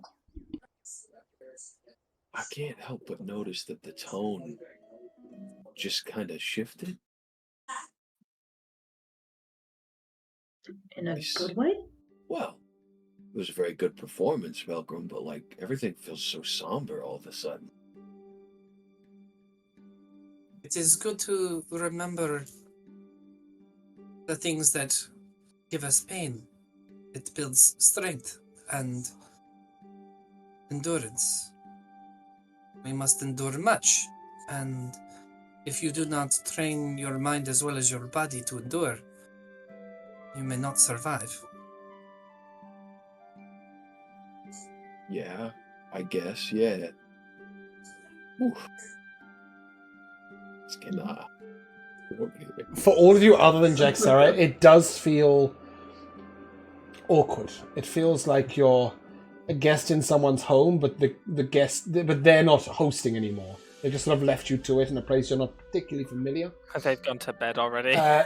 Well, you don't actually see either of them in there. They retreated. They I retreated went to my right to the best back of friend's the bar. house for a sleepover, and he went to his room, and now I'm just on the family couch, Exactly, and I don't right? know what to do. Yeah, exactly. the mother's in the kitchen doing work, which I'm not sure whether you should say something.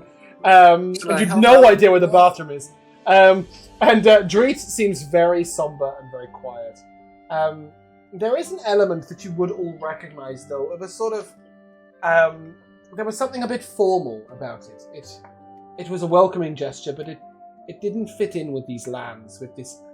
Especially having visited the Old Horseshoe today, where Marnie was so welcoming and so kind, and the fire was crackling, there was slight music going on.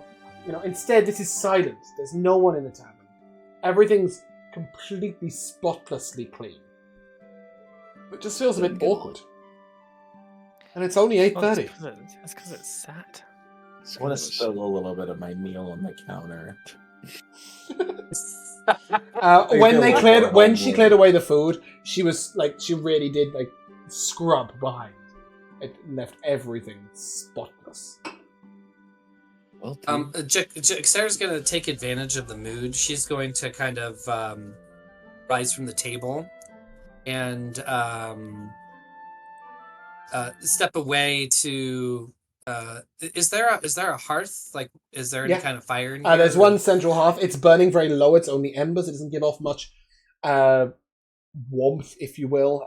Just a little bit of light and a little bit of heat. She's just going to go and she's going to kind of sit cross-legged, crisscross applesauce, facing the fire, and she's going to pull out a small pan flute from her backpack and set her backpack to the side, and she's going to kind of play kind of a haunting, lonely tune on the panpipes with the harmonies on both, and it's not going to make the mood lighter, but it's going to kind of fill the space, fill the silence, and make it seem like it's like you have a little more belonging to the room and the place and the mood. It's going to seem very fitting. Well, sounds nice. As that music sort of drifts out, you will notice that Basso and Vaxi come back into the tavern. And you'll see them just holding hands, their backs against the wall, sort of observing but not getting too close. But you will see little smiles and little tiny comments passed from them. After a little while, Dreet does go over and say something very quietly and come back. And I'm going to bed. See you in the morning. I think I'm going to do the same thing. Me too. It's a little too early for bed. I'm gonna find something to do. Okay. Go make something. To do? Oh, no, you're going to go and make something, quite literally. Okay. I thought you meant you're going to make something to do. Kensidon, when you say you're going to find something to do, are you going to go out the tavern? Yes. Are you taking Hugo? Hugo, would you like to come along? I know you said you were going to bed, but... Oh, well, you've pulled my leg now. I guess I'll come. Belgrin, are you to bed or to find out what these people are doing? I think will Jaxera be staying kind of closer to that hearth still, or? Yes. Yeah, Jaxera doesn't look like she's moving. She's like just kind of staring into the coals, very contemplative. Yeah. Well, then, if introspective. As long as I'm not like interjecting into the situation, I would like to stay with you. Being the only one that stays sort of at the table, Vaxi does make the effort a couple of times to come over and ask if you would like anything. That's true, right? But it generally seems to be very accepted to sit in quiet and be pensive and to think and to experience and to remember. And they do seem very appreciative of the music. And in fact, at one particular moment, the woman who danced does come down the stairs from where the rooms are. You can just see her head just poking around the side, just listening, and she has a little smile. And she walks off after 5 or 6 minutes of listening, but you will note that she comes down a couple of times to hear it more closely. You three, or you two, brothers too, what kind of mischief are you going to cause out there? I'd assume the markets are closed at this point, so just... in terms of the grocery markets, yes, but there are plenty of market stalls open. Lots and lots. Well, they're selling in that incenses, they're selling spices, they're selling not the spices you put on food. They're selling various intoxicants, little alcoholic drinks, hot drinks, and then all sorts else, bits of jewelry, etc. It's all going on here, really. It's very bustling. Brother, would you like to go shopping? Shopping for what exactly? Window shopping, more so just checking stuff out. And if anything really piques the interest, maybe we get it. Think about it. You found that dragon scale that talks to you. Maybe we can find something like that.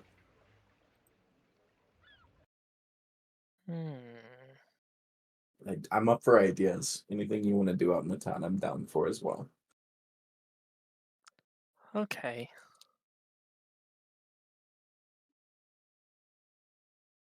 Okay. Okay. Okay. Okay. There you go. That's what you're getting. Okay, let's go. It's like, what do you want to do? No, what do you want to do? Well, I don't know. What do you want to do? I will just sort of leave the two of you to frolic about. You'll find loads and loads of stalls and different things, sort of little oddities here and there. little pieces of amber or wooden jewelry mixed up with intoxicants and drinks, and people selling roasted chestnuts. Is there anything witchy being sold? There are some odd stalls here and there. At one particular stall, you see that there's sort of a tent canvas pulled down low. A man stands outside, and there is a big eye with squiggles around it in gold, the top of the thing, and it seems like some sort of fortune tellers, maybe. I'm totally going there. There's also a very tall, thin man who has a snake, that's sort of very large snake, that's sort of writhing all over him. Is he pale white with no nose? Because I think I know who that person is. No, not at all. He's a black man. He is seems very proud, quite muscular. He's wearing just a leather jerkin. And next to him is a young woman with bright green hair pulled to one side and shaven on the other side. And she seems to have various different odd magical stuff for sale. Can I go to all three of them? Sure. You go to the fortune teller's tent, Yes. and you find her inside. It's a little typical, if you will. She's wearing Sure. a dark blue robe pulled across her shoulders, Mm-hmm. and as you enter, she sort of looks you up and down. I don't know how much I have to tell you. You may sit if you wish. Okay. Tell me as much as you can. Yeah. Or maybe you need some information on me first. My name's Hugo, and this is Ken. She just puts her hand up. No. I seek your fortune. Well, you may find it. That is for sure. Though it will be a dangerous path. Wait, find what? Your What is fortune. it? I'm not looking for a fortune. You are seeking adventure, are you not? It's part of the company. That is your fortune, is it not? Okay, well, you didn't describe it like that. Whether you seek success, riches, glory, or just some fun on the road. You seek your fortune with your friends, do you not? Okay, sure. She flips her head to the side. What dangerous road? When you travel south the first time, you would do well to keep your eyes about you. Enemies are many, some well hidden. It would be tragic to lose a friend, or even a brother.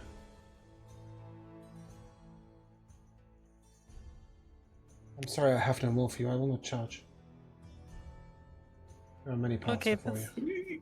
That's What about fine. my fortune? Yours is She the sort of same gestures full- towards the two of you, and your futures are entwined. You'll be the Surely dead you knew one, I that. guess. Guess I'm gonna die, but She sort of gestures towards you, and your futures are entwined. But surely you already knew that. I mean, we're not blood brothers, so I mean, like, maybe there was a little bit of a difference, but I guess There is little difference in the way your spirits walk side by side. That's fair. I've grown with him my entire life. That's my brother for sure. It's okay. It's okay. As you're leaving, I though, mean- she will call after you. Hugo, Yeah. don't pay for the purple stone. It's not real. Which one is real? None of them. Scam. As you head out, right opposite you, there is this woman with the bright green hair to the side. Before her are fabulous different pieces of jewelry, all of which glow and look slightly magical. One particular takes your eye at the very center because it has a large purple stone on it. Oh, look at the all of pretty these- purple stone. Looking at all of these, they're a little gaudy and they're definitely not Yeah. magics. They've just got a little illusion That's- to them. Yeah. I'll keep walking. I'll walk to The snake man is Snake man. the same stall. He stands next Oh, to her. okay. And seeing you pass over the wares, many magics for sale if you wish. Not to cause a divide or anything between anybody here at the markets, but the lady who tells We fortunes. can blah blah blah blah. No. Forgive him, and I pat him on the hip. He knows not what he says. Sorry, we're not interested in your wares. I apologize, sir. Thank you for your kind pleasure in business. Yes. Looks over at the Mystic Fortune Teller's tent and looks back at you. Nods again. Leaves it at that. I'll telepathically say to Ken as we're leaving, what was you thinking? They're gonna kill that woman now. I don't know what they do here. They wouldn't do that at home. We're not home anymore. Say- Go on. That lady just said I'm gonna die. Okay? But we're all gonna die. Yeah, me a lot later than all of you, but like... Wow. That can be ramified. Way to rub it in. Like, I'm going to let the two of you's discussion continue on down the road. As you get back to the tavern, take a night's sleep. You can all take a long rest. As the music... Jaxera, when you finish playing, do you just head up to bed on your own, or did you say anything to anybody? You're muted, Nathan. I'm gonna ask Belgrin after finishing and putting away the flute. Do your people have instruments like these? Do we have instruments like these? Not like the panpipe, no. It's the dwarves are a lot of bells and drums and war gongs and shouting. Yeah, okay. And the odd lute. They do have the odd lute. A bit of a strum fest, but yes, they're quite loud. No, I was okay. Yeah, I was thinking that the instruments would be kind of more percussive. Mm-hmm. It's exactly what you'd expect of dwarves. Their singing is quite beautiful, though. They often sing in large groups, deep voices about misty mountain homes. I'm a dwarf, Pretty much. and I'm digging a hole. Ding dong, Yog, bing bong, yeah. bobbada bobbada bobbada. Diggy hole. I love a Yogscast reference. Let's go. Yes, it is very. I very much base my dwarves on Lord of the Ringy dwarves, so that's much what you can expect. So, no. Yeah. Oh, you said to explain that as well. Then, yeah, no, the pan flutes are quite rare. So, Do you have an instrument or no?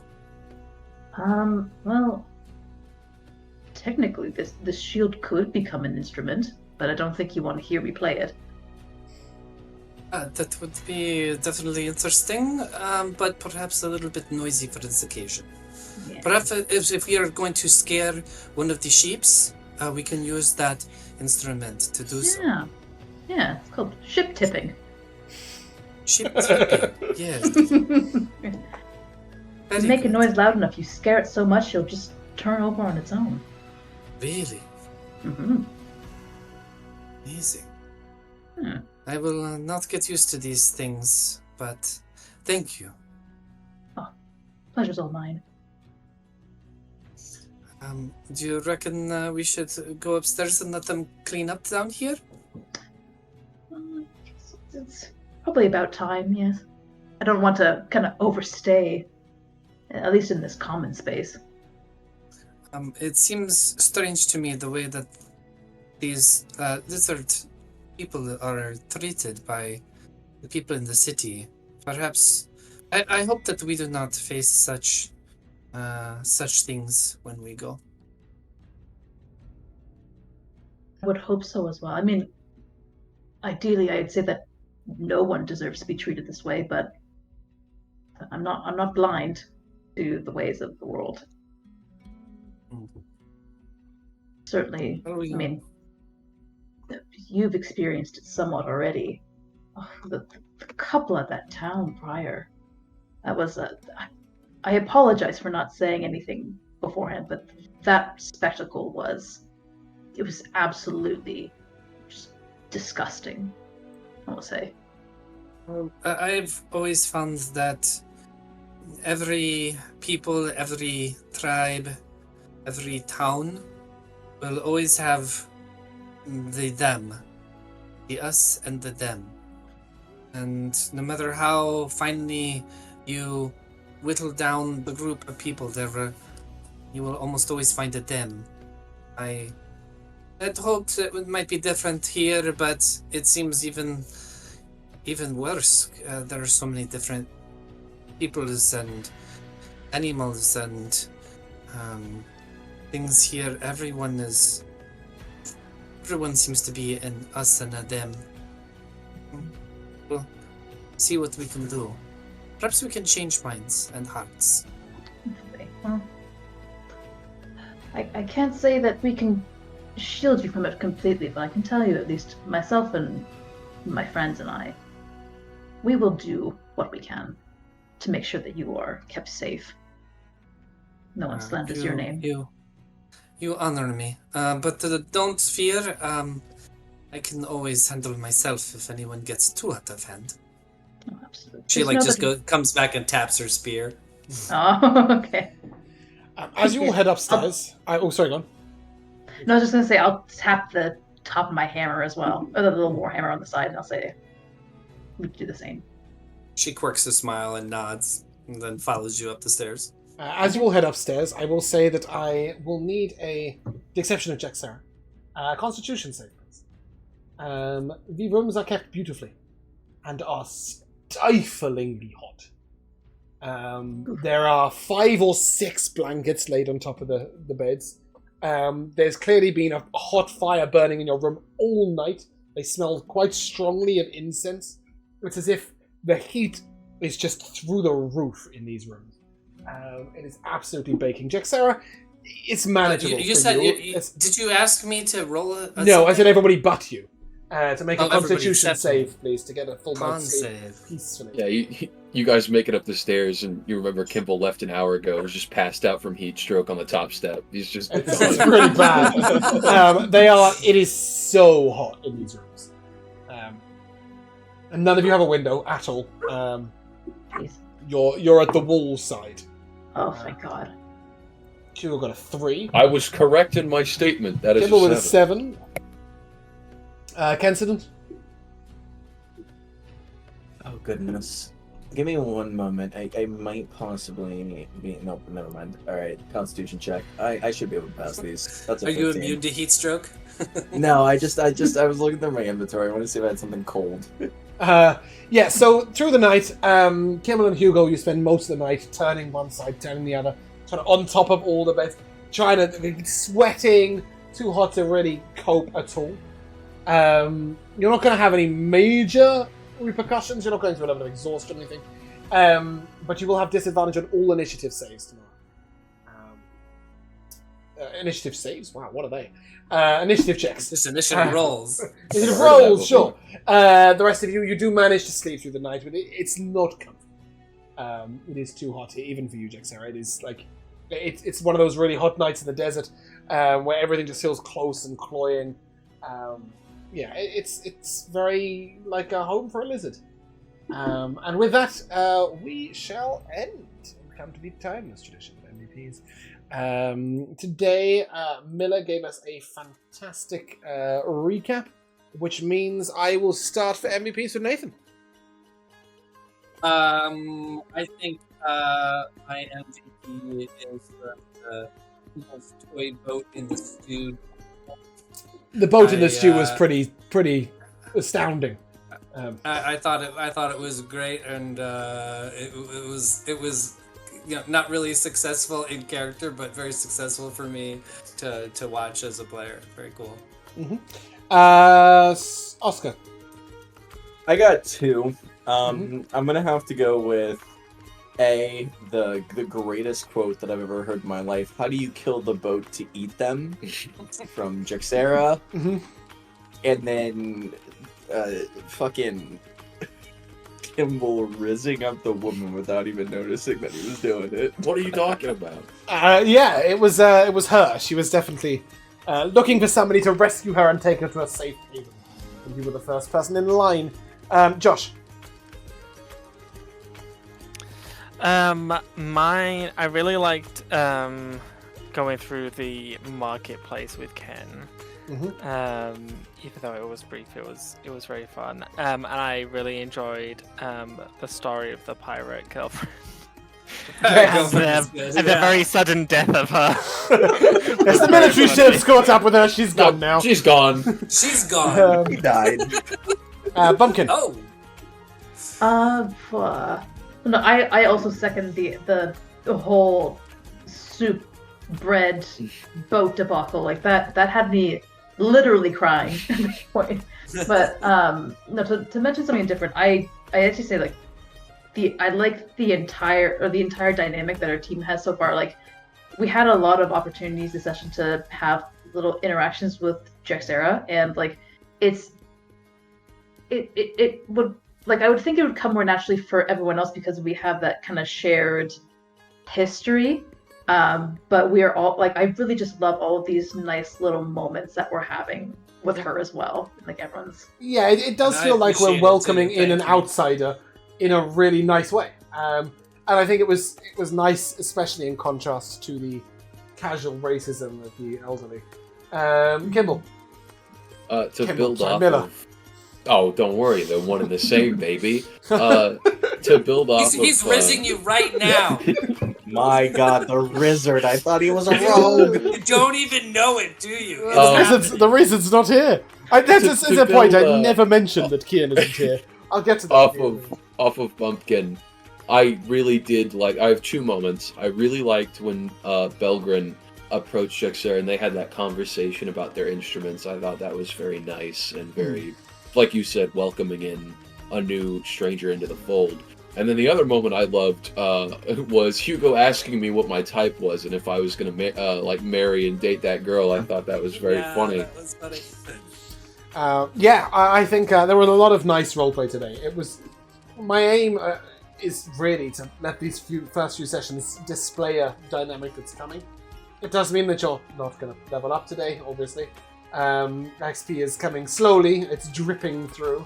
But I think that's because we're leaving enough space for all this roleplay, so I don't think it's a bad thing at all. I mean, if our accomplishments were waking up, having breakfast, walking, having lunch, walking, and having dinner, it's not. You got 15 XP for it. Like adventuring. Oh, yeah, time-honored tradition. What XP are we at? 150. I would think I now didn't with the update 15. that before we closed. What are we at? Update that. I'm at 145. Well, because I'm two at of you also 145 got too. two of you got 145. 10 extra XP No. than the rest of us. No, Right? no. Everyone gets even XP. So It's we should be at 145. 155? 145. Oh. Ooh, We started see, off this at is why the 130. tradition. This is why it We start- We exists. started at You started off at 135. 130. Thanks, Miller. Or 135, then you should all be at Wait. 150. Okay. Okay. Should we just Yeah. round up to 300? Yeah, of course. No. I thought it was 10 experience, not 50. It doesn't We hurt to passed the ask, halfway Josh. mark. It doesn't hurt to ask. Oh, I think you were right, Oscar, actually. I think you only gave 10, not 15. I think we're Yeah, at I did only 10. give... Yeah, okay, 145. Seriously, Salty, why would you? Hey, It will make very there's little always- difference. There's got to be someone in the classroom who reminds the teacher we didn't do our homework. So, yeah, you should be at 1... No, 145! Yeah, That's what I just said, 145. 155. Oh, sorry, I thought you said 155. 145. 145, yes. So, Okay. who's up for beating up Oscar after class? Everyone. But please, guys, there Catch me is... outside. If you're in. Guys, You know, We'll see you that outside, 5 buddy. XP really adds up. Children, please! Thank you. I also have a couple of MVPs before we get done. I do think your boat thing was ridiculous.